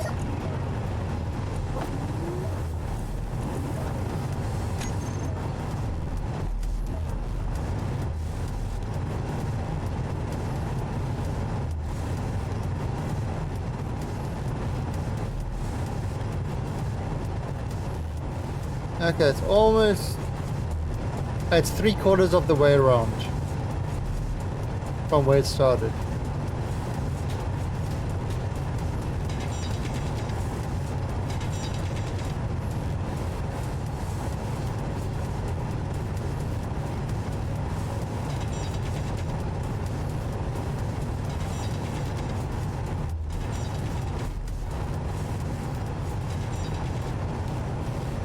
The wiki to make it,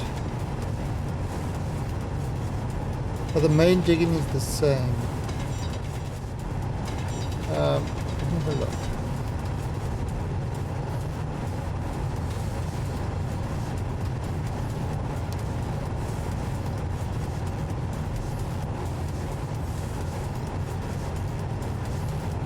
But well, the beauty is, you see, I can log out here and I don't need to fly back to Mars.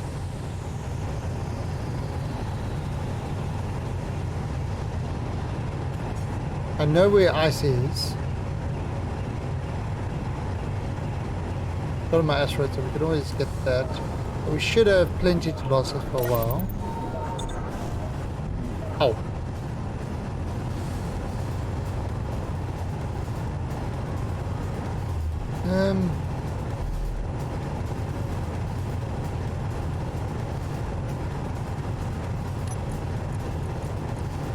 Let's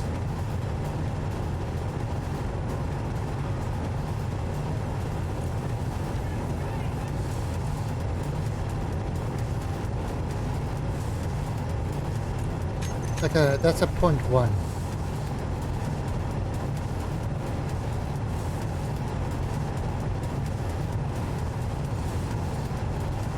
And this is, and so hollowing out the asteroid. Now, granted, we could have done this with the right click and hollowed it out. Oh, well, I would, no need to do that. It should, the drill should get it, and then it's materials. So I mean, we could do this with, you know, with our hand drills and the right click and that. We probably could have done it, but we wouldn't have gathered all the materials. And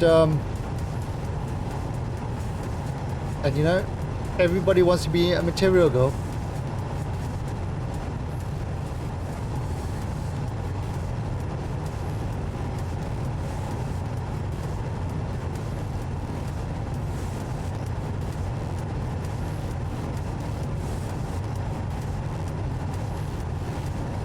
Oh, yeah.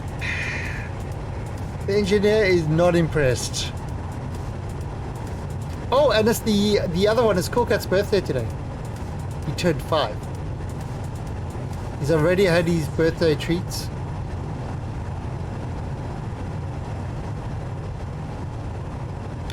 Now, isn't that funny? I remember my cat's birthday, but I don't remember my anniversary.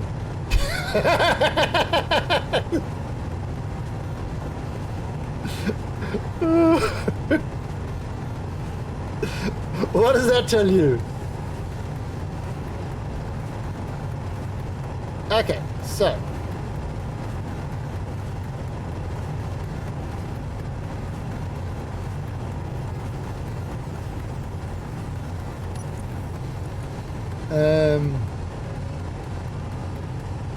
should I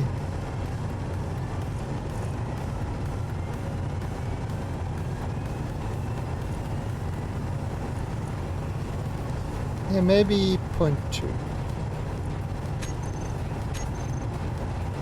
Okay, so that's the speed. All right, now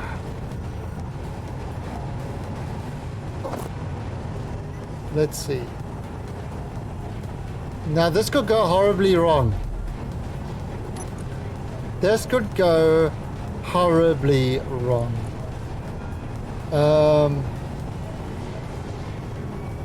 Maximum distance. What if I make the velocity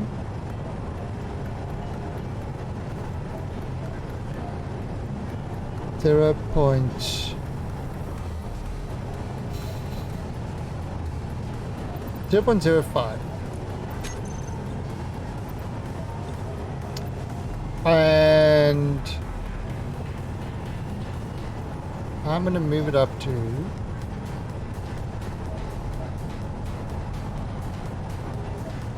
2 meters.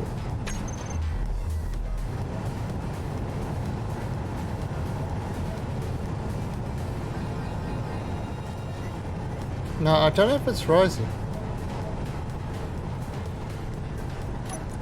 Oh.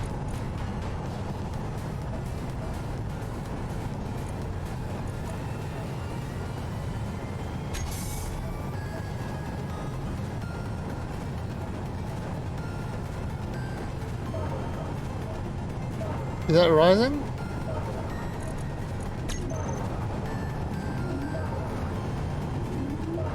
Oh.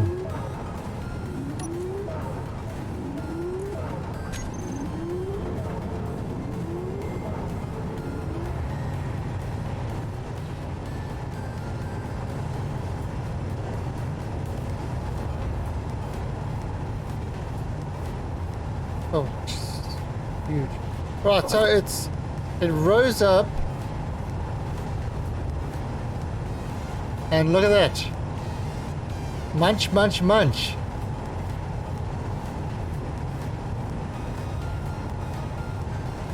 Well, it gets it. No, it's got a limit. It's got a limit point. So I just raised it by 2 meters. So it's doing that rotation now. How much iron have we got now?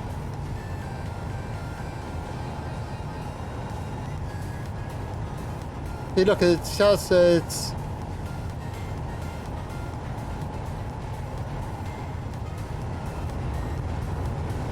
Let me change this. 35k. Holy. Oh, that's awesome. God, that's a lot of.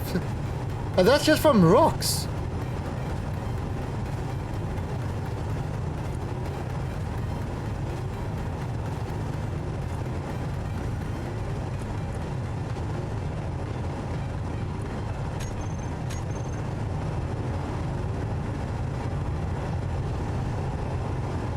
I've got a box next to it.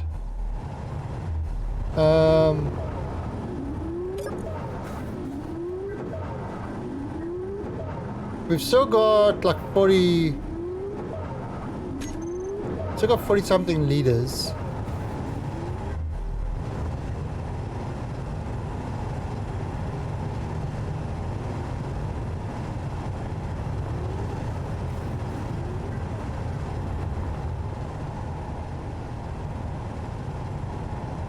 Yeah, no, I mean we could do it. I'm not going to leave this like unattended, so I'll just raise it by like 2 meters every time it goes around.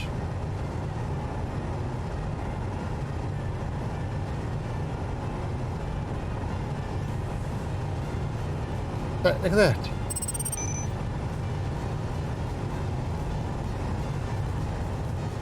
Oh, now, was this a good idea? Was this a good idea? Or was it not a good idea? It gets us resources, it hollows out the area.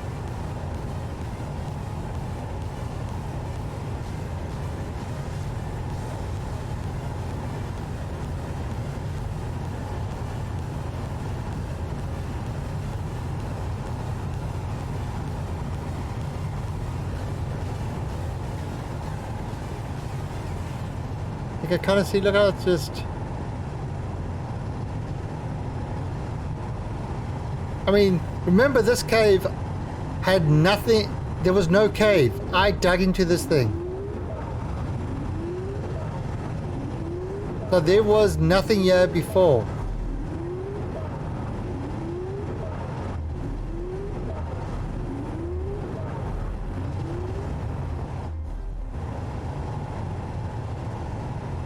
Okay, so that's another revolution. Alright, so let me just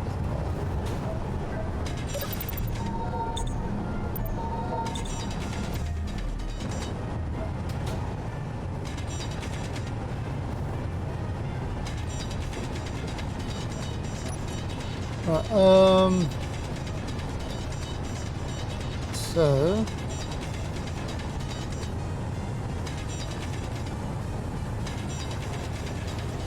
listen.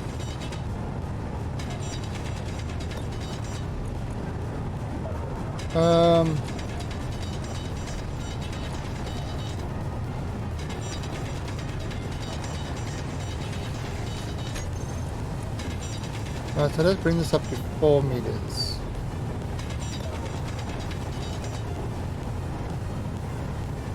Now that's going to be raising really slowly.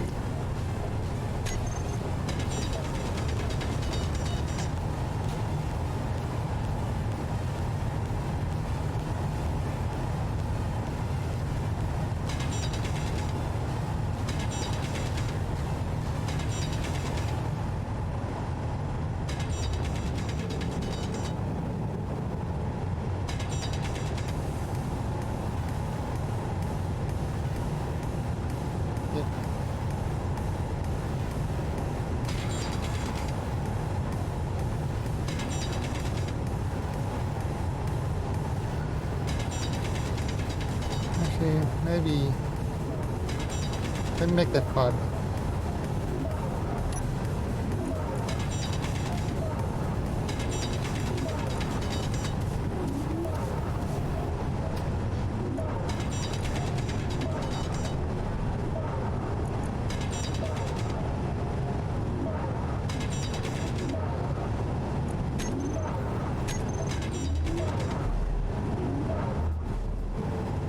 It's going up slowly, so see, it just once you got that initial one. Yeah, look at that. She's beautiful. You can see it's getting like a little bit.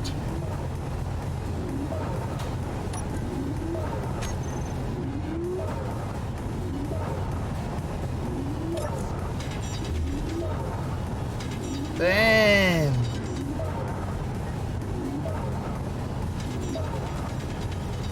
See, we're getting silicon, nickel, gravel, and iron.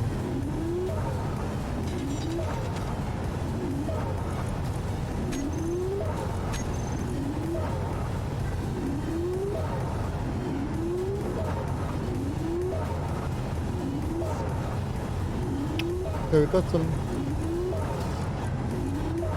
You can see what's happening is the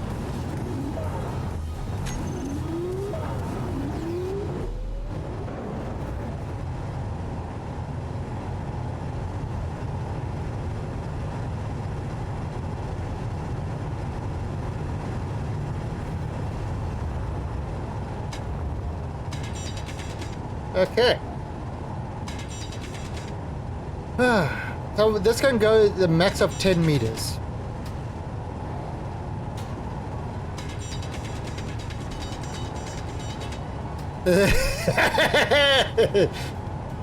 Well, I could have done the boring for him.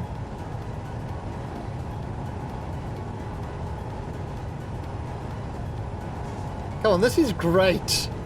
This is an engineering marvel.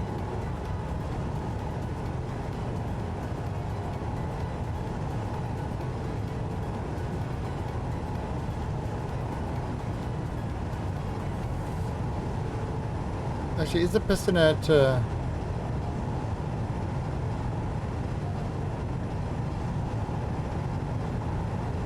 might need to take the thing apart and then put in another piston on. And have a double piston.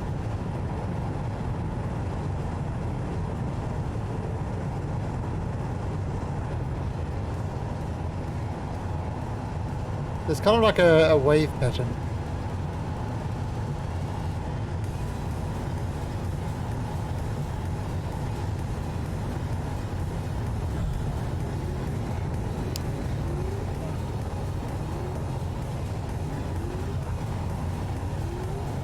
Now, kind of interesting, if you have a rotor over here and you have a mining ship that would do that can either got straight mines or could start the spinning and make kind of giant ass holes. That might be another way to, that might be a good idea for a mining ship, a space mining ship.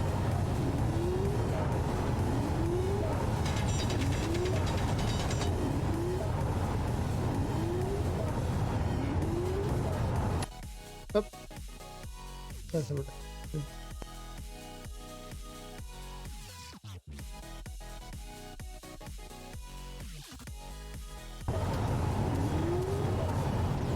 Yeah, now the other game that just released, which we probably, well, not released, that came out again, No Man's Sky just did their huge patch. So I do want to play that, but I'll wait for... I'll probably give that a little bit of time before I play that. Wow, Eldorado. Wow. That's just rude.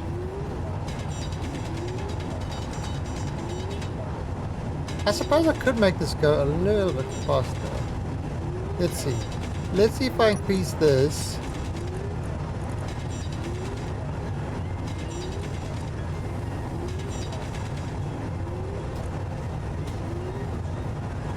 increase it to half a revolution.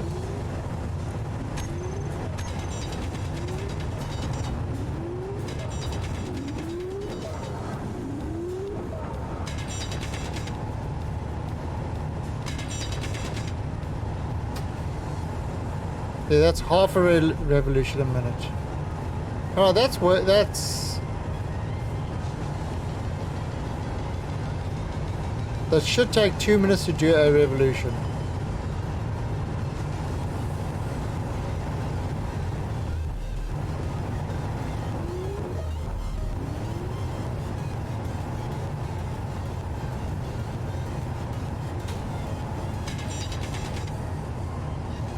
What are you doing?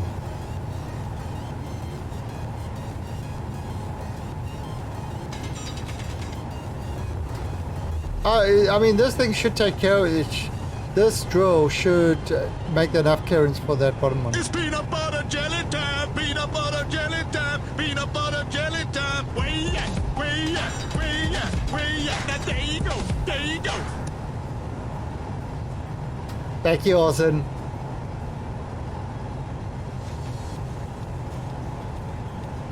Yeah, No Man's Sky was overhyped and under-delivered, but it's kind of they now almost got to a place that it's actually become a fairly decent game. It's I mean, I want to play the new patch. I have got,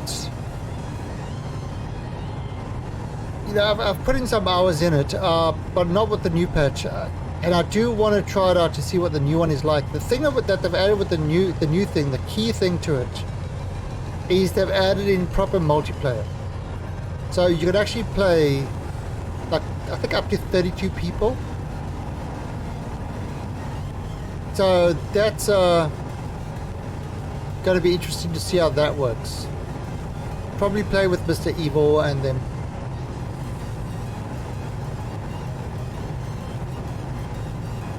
Can I see how far this thing is? This piston.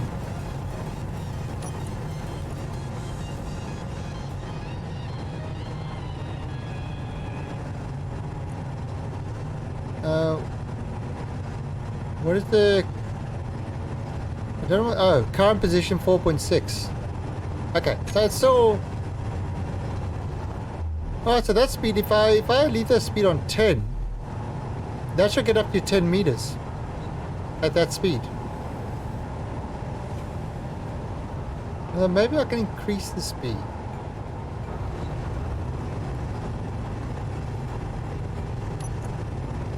I mean, if I just, yeah, I could just leave this to 10 meters.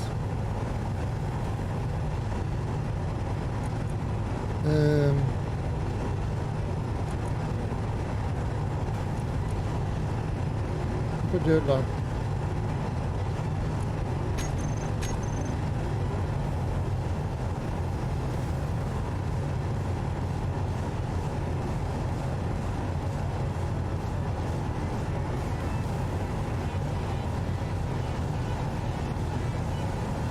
How's that going?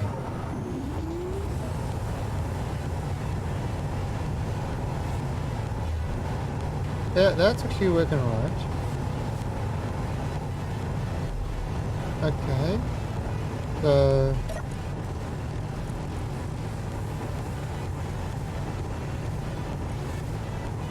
is that 5 meters? So let's whack it all the way to 10. So this is going to drill at this speed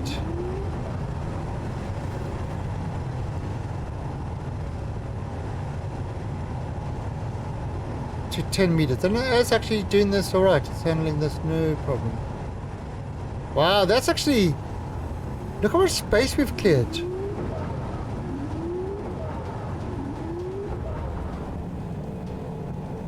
It's not, yeah, it shouldn't be touching there. It shouldn't need to.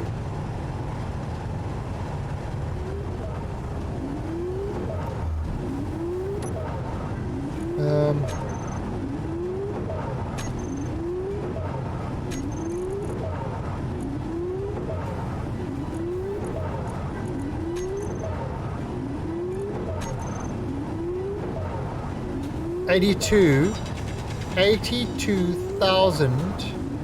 See, look how quickly it's getting rock. 82,000 iron.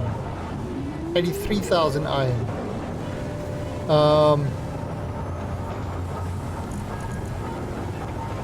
16k silicon.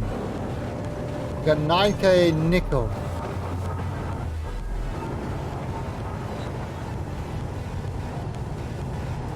So that Energy flow. so that is getting plenty of stuff. So I mean, when we start building, you like it.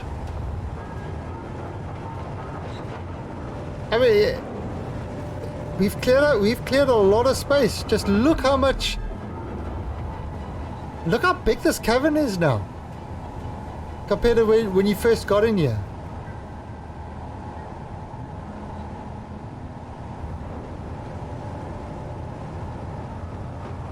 And what we'll do is I'll whack on another one of these pistons. So we'll take the thing apart, whack on another piston, and the reviews are why. But the reviews were pretty. I'm just trying to remember. I never know with games because I never look at the reviews, or you look at the Steam reviews. So, I will say, when it came out, I streamed it for 4 hours, and because of that, I couldn't get a refund.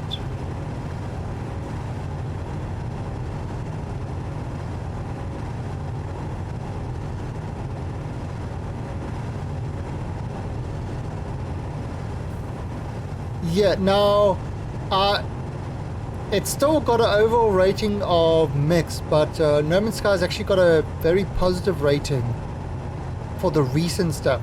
So, the game is kind of finally at a stage that was said it would be at release. Would I buy another game from Hello Games? Hell no. I wouldn't buy another game from them until it's been out for a while and people have actually played it, and then see user reviews. And even then I'll be, do I want to give these guys my money?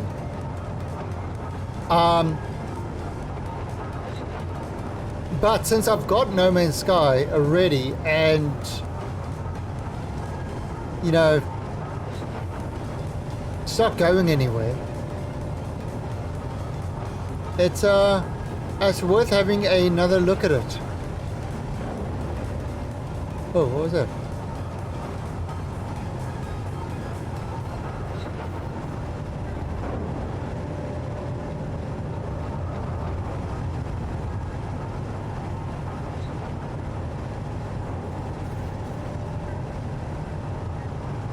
But we might need to make a big cargo container actually,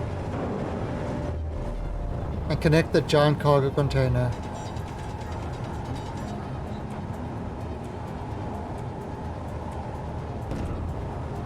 Ooh, what's... I heard something explode. What exploded?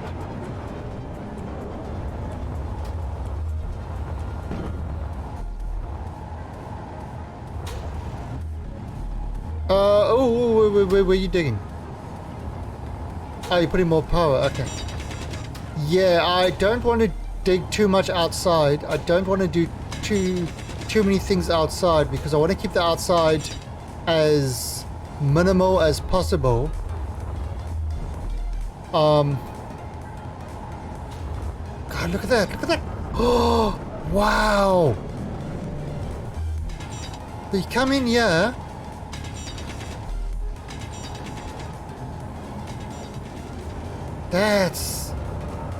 That's done some good work. What is this thing at now?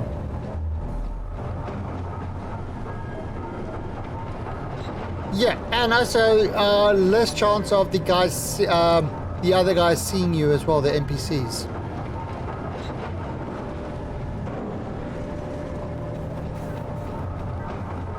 No, I believe it's... Look at the way it is. I think I've...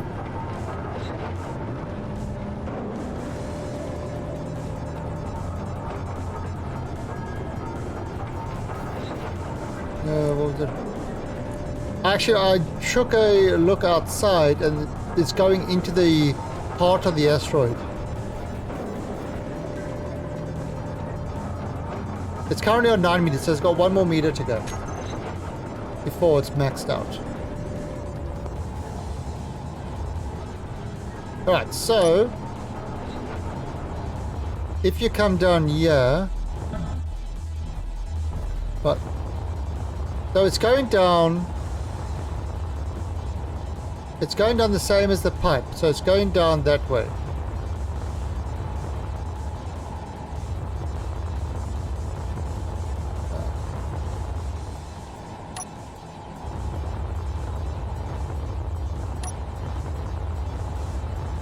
Yeah, so there, it's going into the asteroid. It's going literally into the asteroid. It's going this way. Into the asteroid.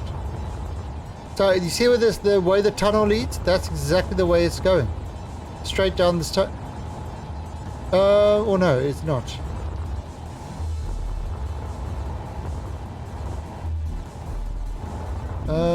Wait. It's going, yeah, it's... I don't know. Meteors inbound. So it's going that way. It's going this way.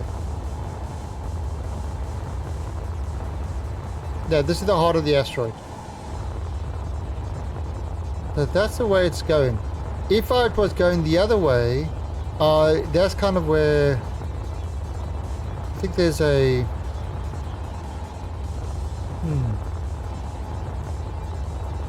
Yeah, it's going, no, it's going that way. It's going towards the sun.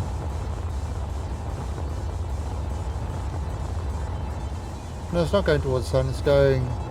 It's going towards the planet over there.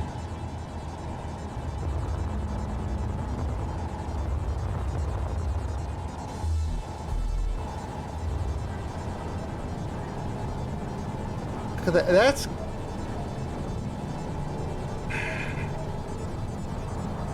Come on, this is the way you make an asteroid base. Holy crap.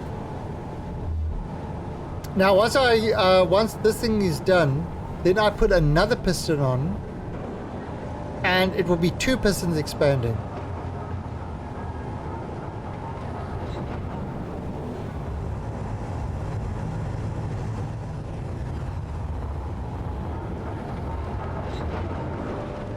I think this is into the heart of the asteroid.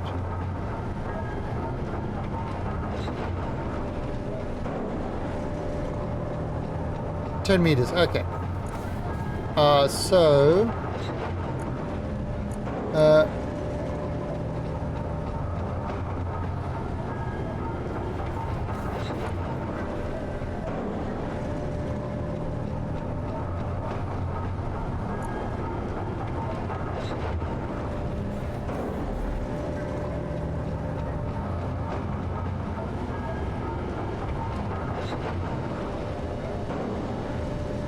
Yeah, it's not the same as the way that it goes to right angle. It's going a right angle to the tunnel that we enter in. So I think it's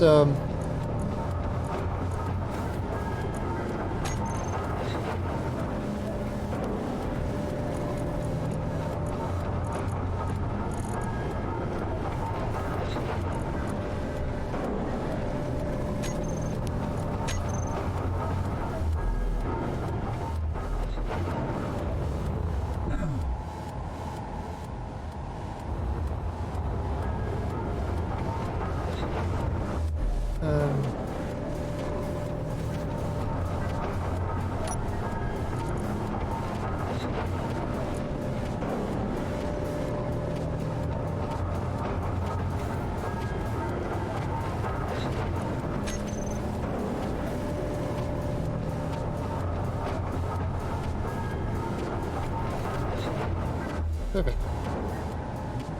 Okay. So now what I do is I need to take this thing apart, put in another piston with another, then, so yeah, so essentially what I need to do is remove this section over here, put another piston on, and then attach this whole section to the top again. So it's a bit of a rebuild.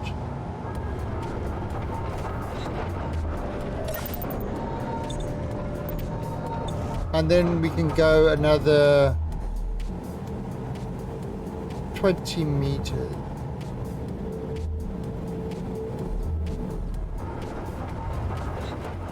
Yeah, I think the direction is okay.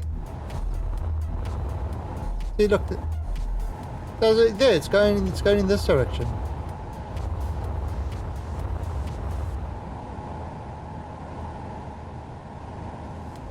Oh, I don't want to make the I mean, basically what it's doing is yes, I mean, it's, now I don't know how long we're going to make it. So yeah, so down where you are, I mean, that's long. I don't think we're going to make it that long.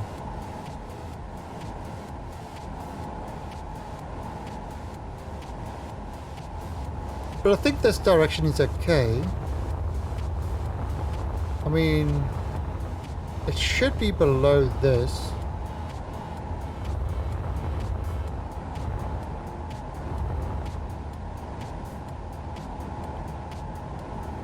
Why wouldn't we hollow out the whole asteroid? We could, but I mean, we could do that. But what I want to do initially is hollow out enough space,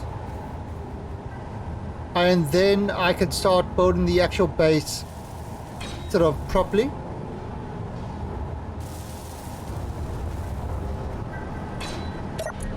You know, so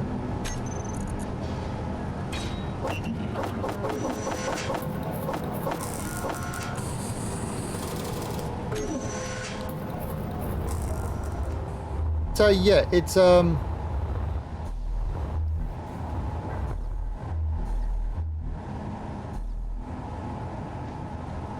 again, I'm not sure what I want to do with this, because we're gonna have to have tubes coming outside for docking and stuff like that.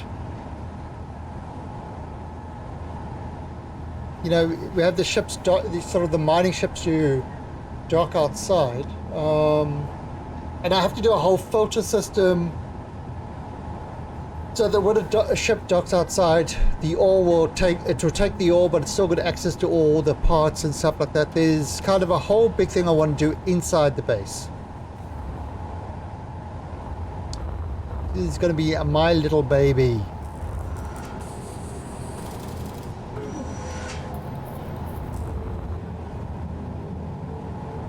Now, I mean, I could. Should I make this like wider? Yeah, I think one wider would be good. One more drill.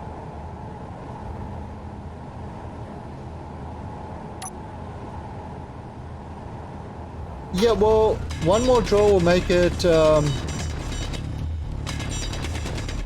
One more drill will make it.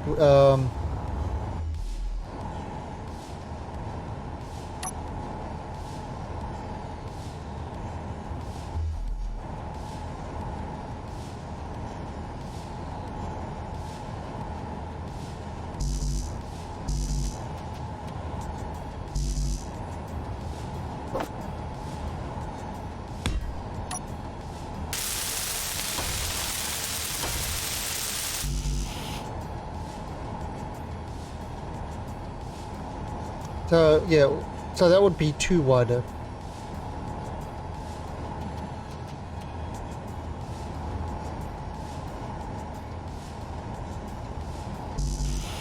This is a mode.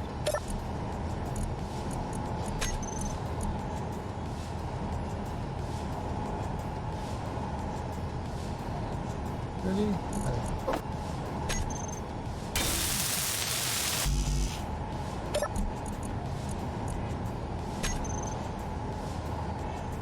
Sure.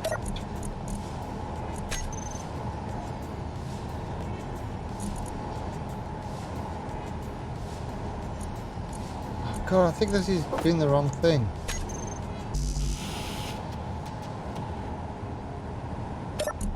I just can't. Oh, my computers.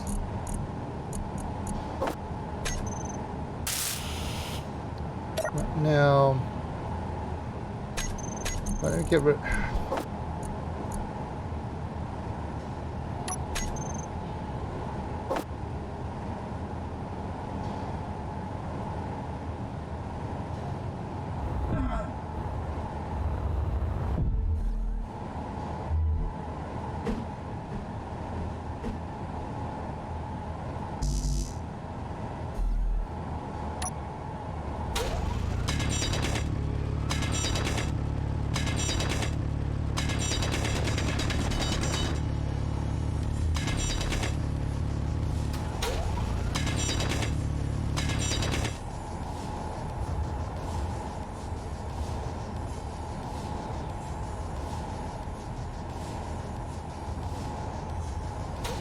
Yeah, I mean,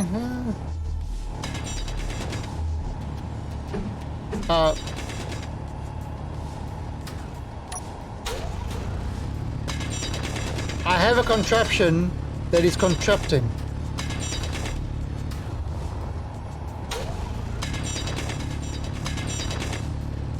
Do you note the design choice to make it a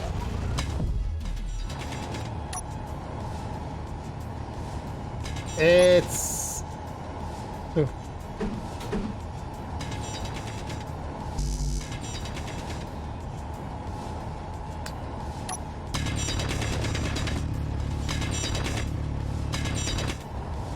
Yeah, sometimes, you know, with these games, the drilling noises can be a bit much. This one, I think they've actually sorted it out. Imperium, the normal drill is, oh, that's painful.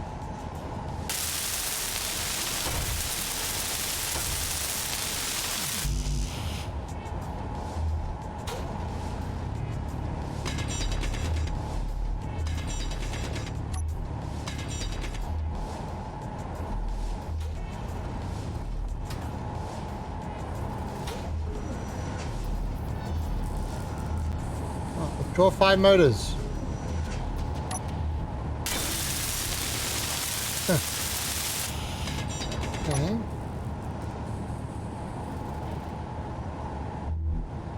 Really sort of separate. Oh yeah. Yeah, that is true. I won't disagree with you there. Alright, you see I can't do that. Can't do that.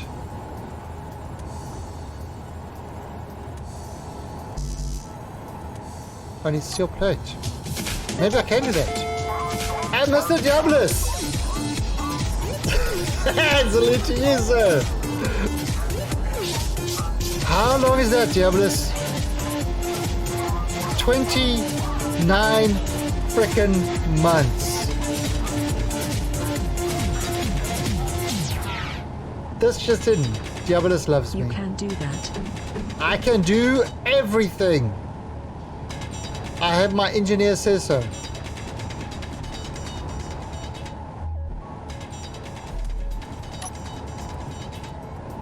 Okay.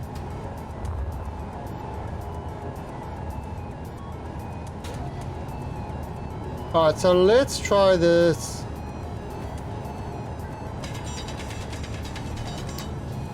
Now let's try this again.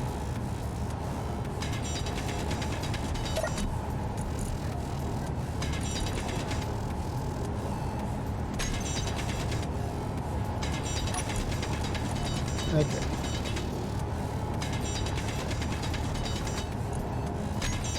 Alright. Did you see that emote spam? A Snape emote spam?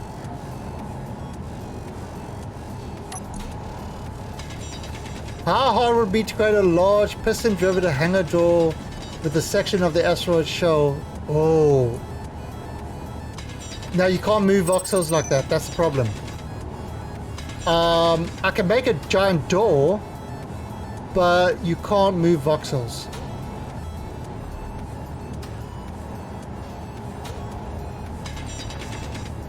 Well, that's not freaking good.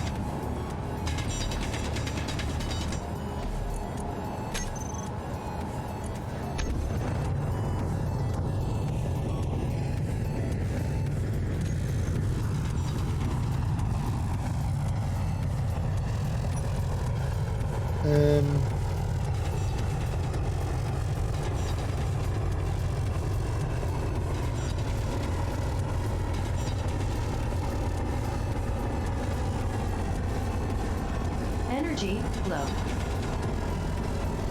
We just gotta get energy.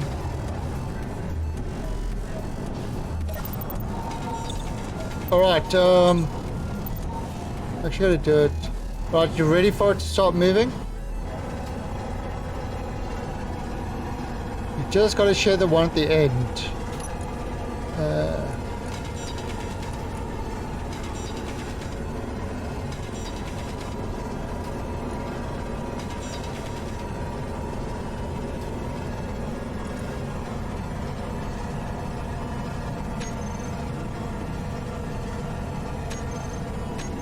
Okay, that too fast? Let me just slow this one down.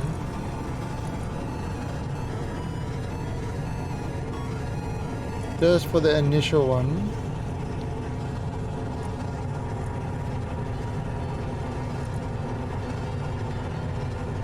For the initial one.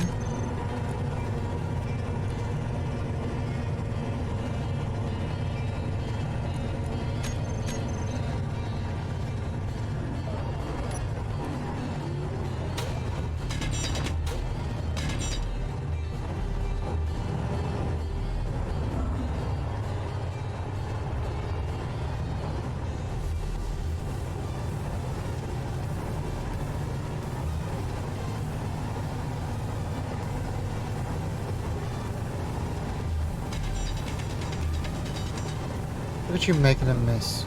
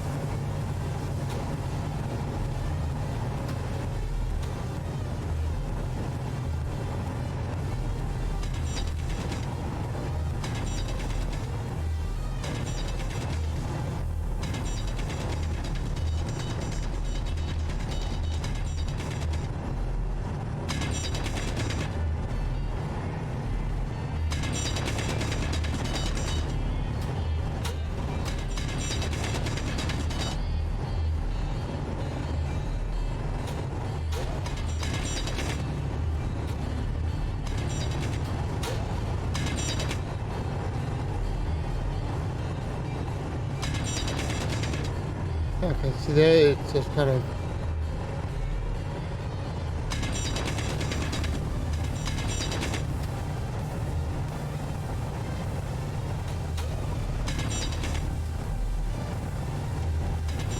Oh, suck!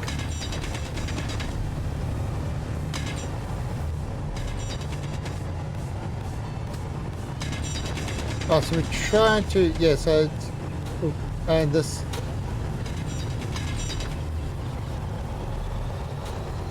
Gotta watch up on the blade as well.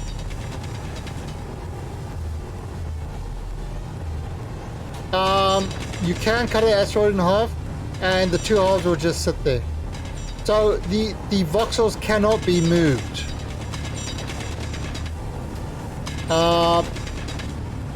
People have actually, yeah. So you can cut the shit in half, and they just stay there as immovable as kind of the whole one.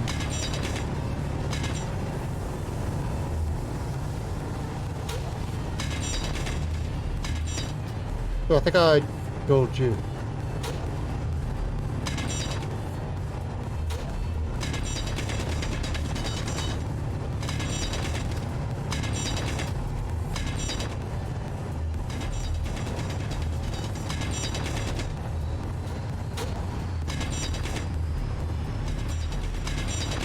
So we're just going to make sure that this thing gets around. I mean, once it's around once, then no more issue.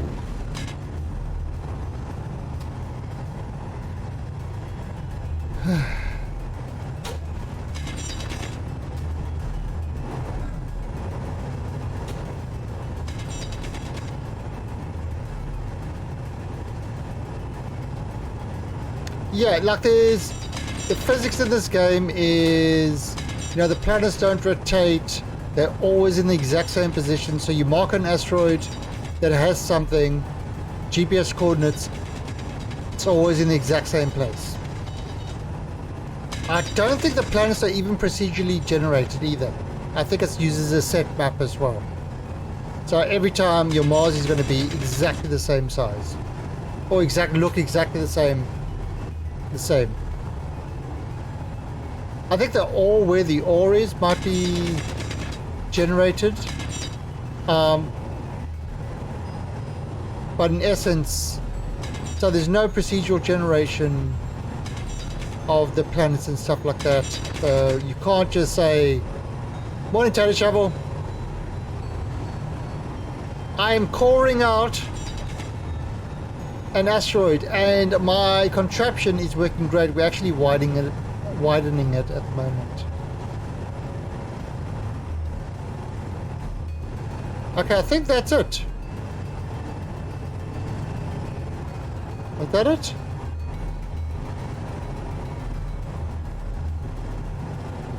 Yeah, I think that's it. All right, so let's have a look now.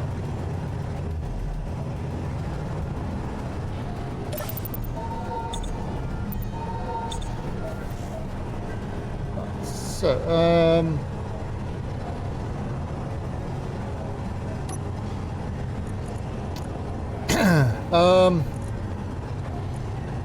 if I increase this to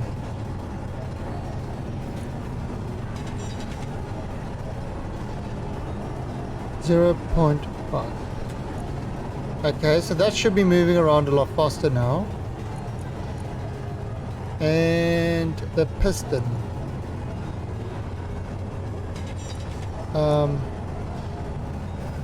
Piston velocity was 0.05.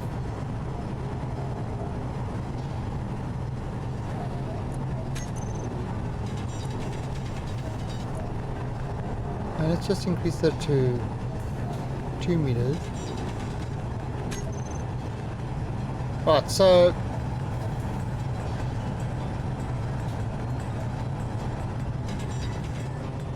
yeah, there you go. So that's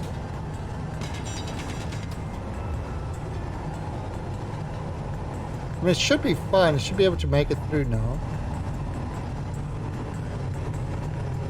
Oh, God, don't eat me.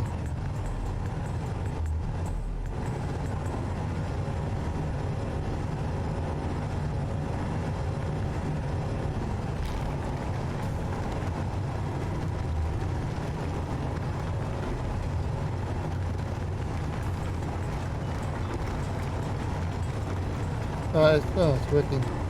I might need to decrease that upper. Yeah, I'm gonna have to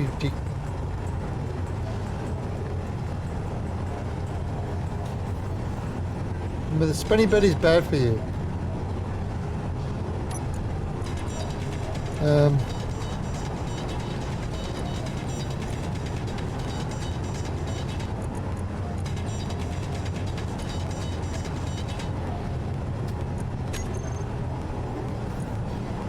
2 meters.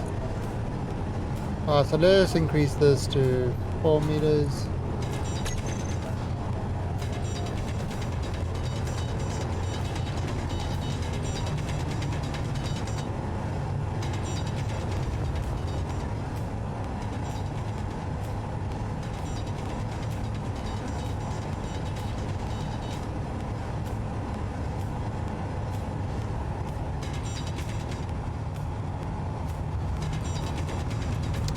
Oh, wait.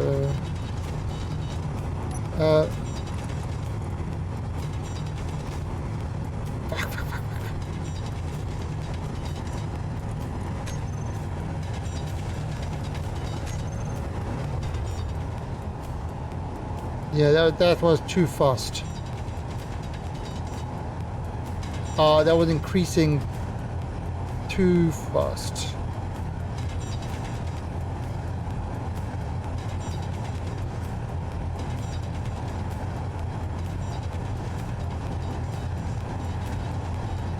What are you doing?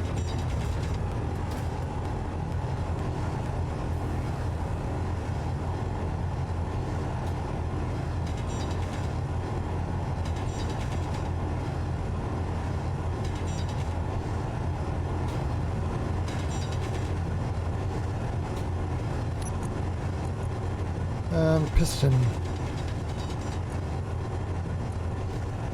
Right, so velocity, make it 0.3.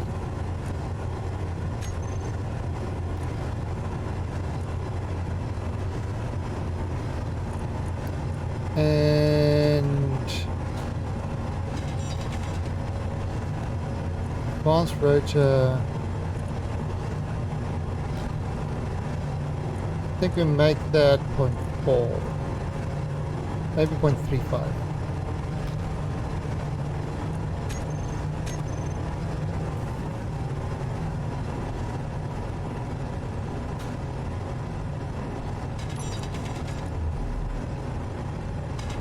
Piston.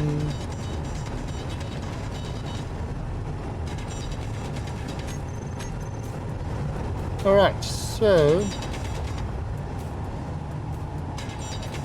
that should be better.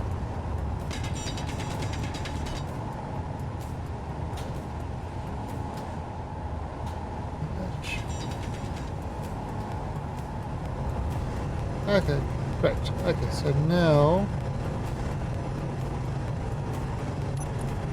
now what I can do with the piston is let it go.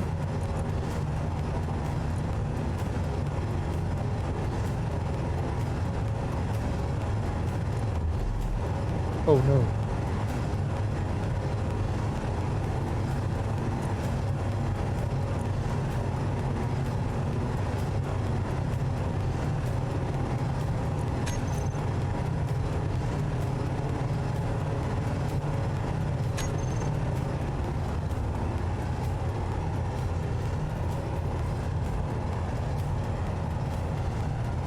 There you go.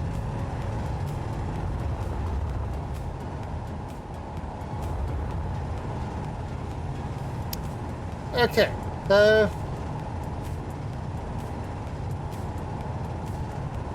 it's on.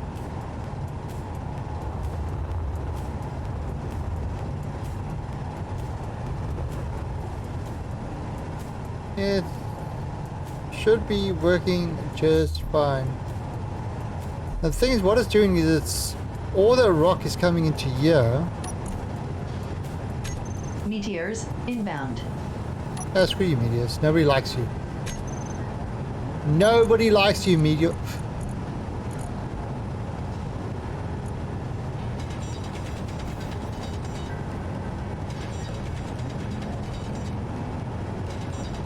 Oh, crap.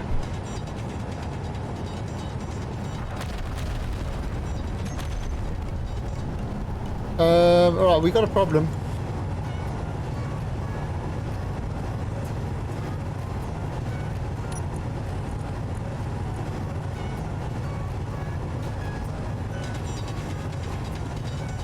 Piston off. Advanced rotor of build.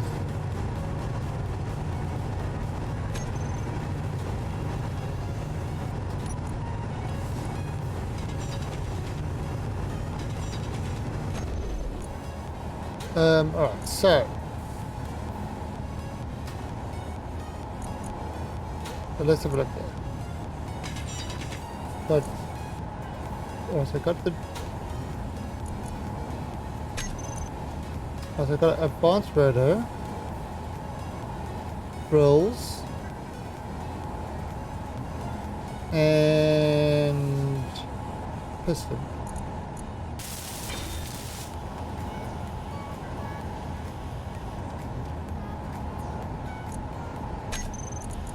Alright, so if I hit that, that will just turn everything off. Alright, now the problem is... What are you doing? The problem that we've got...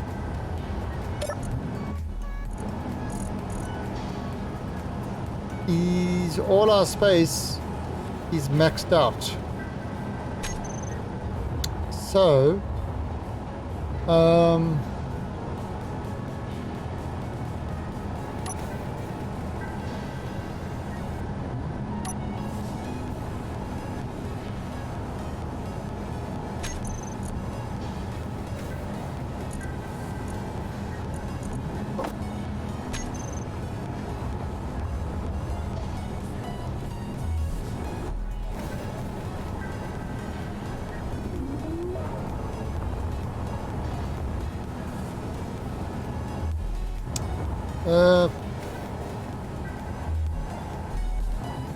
son of a bitch, I need...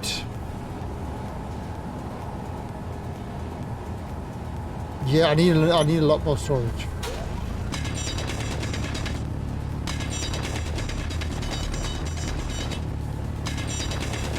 And just temporary storage. But we are literally...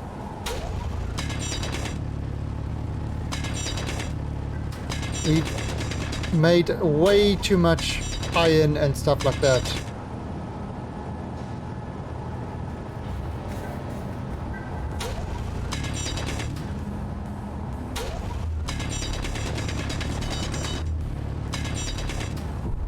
Yeah.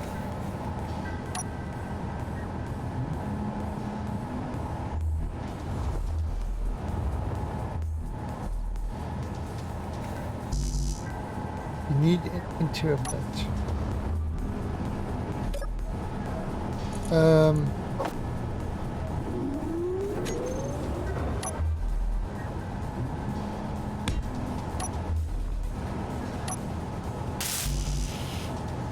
You need interior plate 288. So if I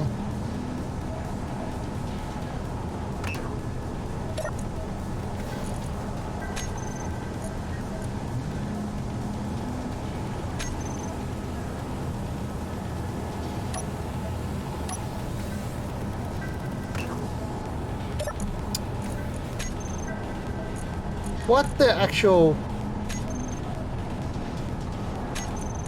Ah, fuck.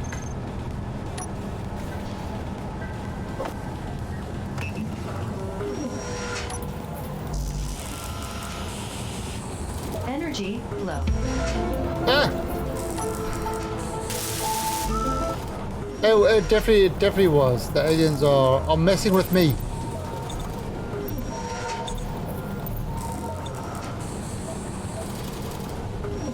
Look at the kitty. Look at the pretty kitty.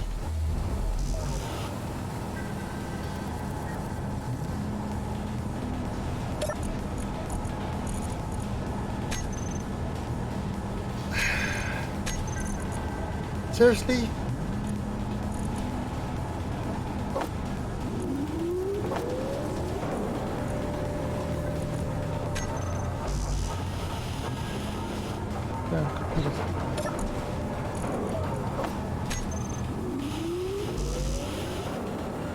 Metals.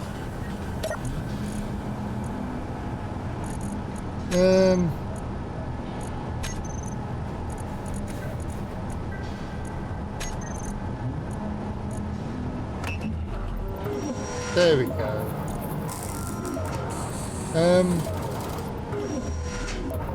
Why is it not getting nickel? We've got plenty of nickel.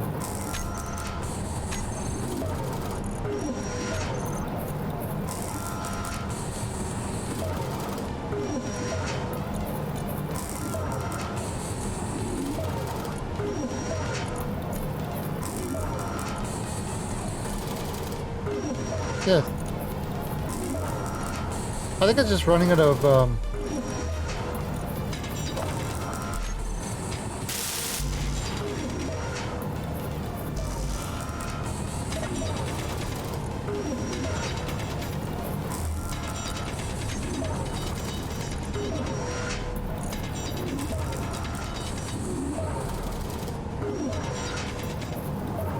I mean, look at the draw. The draw's got 164,000.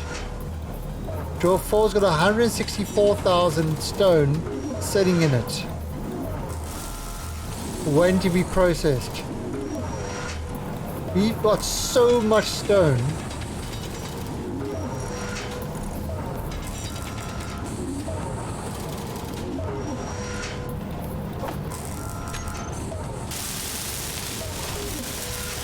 Oh, I wouldn't worry about clearing this out because I don't know if we're going to use it. I don't know. I need just busy boring at the moment. Boring holes is what I do.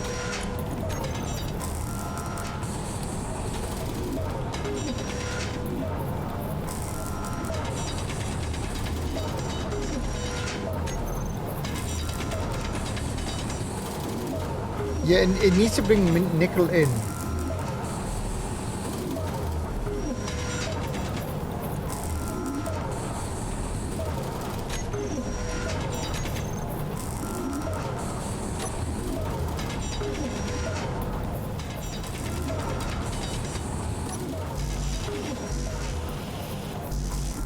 I need to construct the computer now.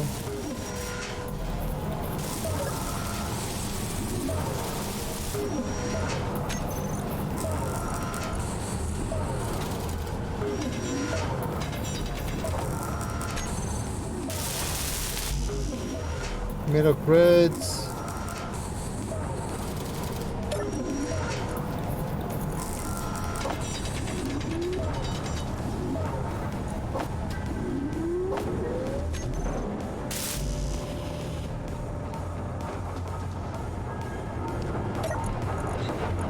Some more tubes.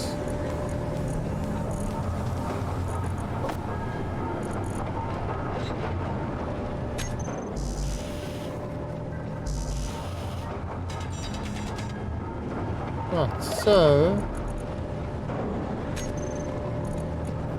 missing items. Oh, we need cobalt. Didn't I have cobalt? We sure brought a bunch of cobalt up.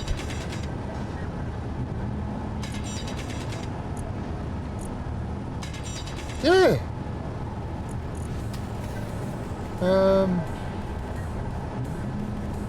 Where's the assembler?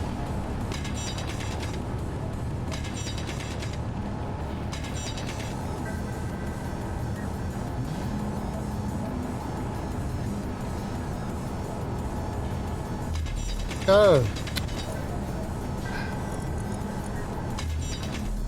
Okay, there's your problem.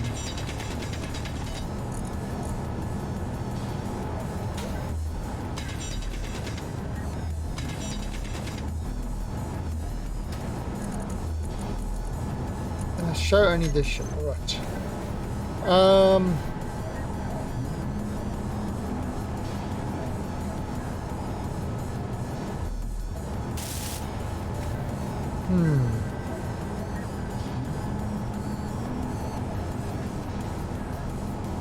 Where can I...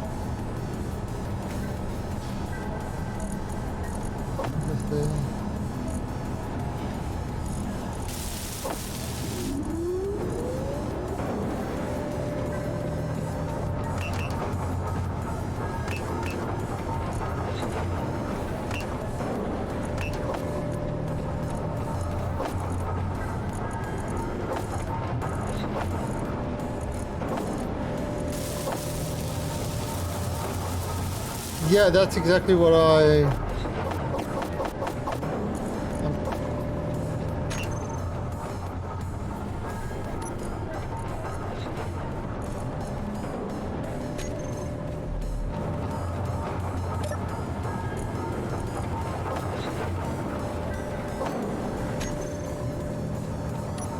Wow.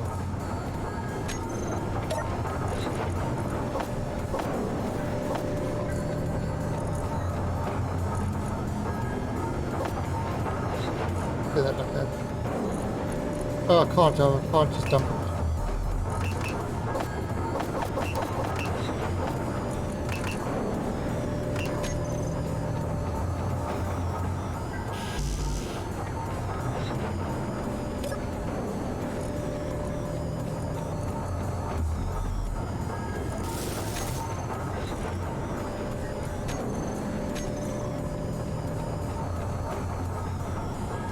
No.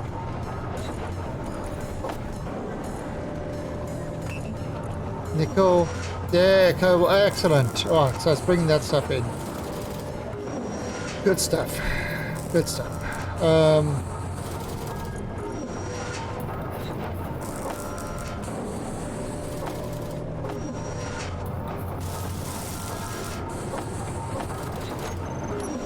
Oh, you took it off.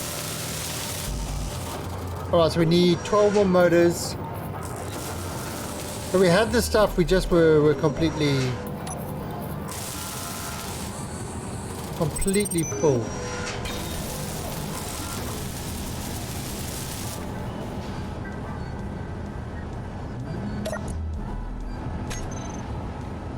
I suppose we... I don't know if we dump one on... If we put one on top, it's going to be...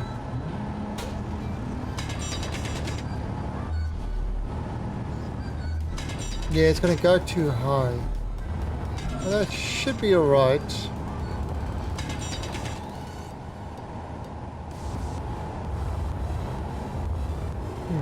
Oh, but anyway, I think what I'm going to do is I'm going to log out here. I am going to feed my birthday boy cat, which is very... Let me see if I can find the birthday boy. Give me a second.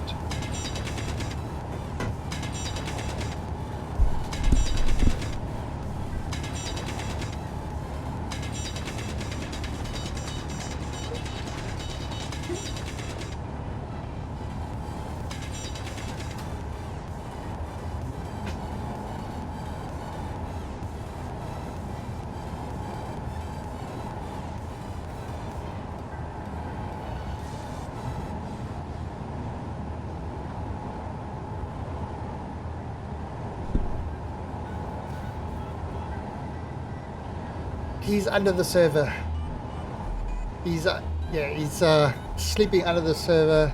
He's saying no until I see food. I'm staying in my little hidey hole, and I am not coming out until I see food. Yeah. So iStream, I think what we'll do is if we put another one on this side, another big container on this side. In the meantime, how much space are these big containers? 1.2 million liters. So yeah, I don't think you need to even clear it out. You should be able to place it. But that's kind of what I'll do. And we'll continue the drill tonight and continue boring out our asteroid. We are going to end up with a major internal space here. And lots of resources as well. Some would say too many resources. Yeah, so let me just jump in my pod. Alright, and that is where I am going to end it for tonight. For today, I will be back in about an hour and a bit. Probably an hour and a half. And we are going to continue on this asteroid boring stuff. Yeah, we've got lots of resources, but you can never have too many resources. So I'll see you guys back in about an hour's time. So till then, have fun and catch you later. Bye.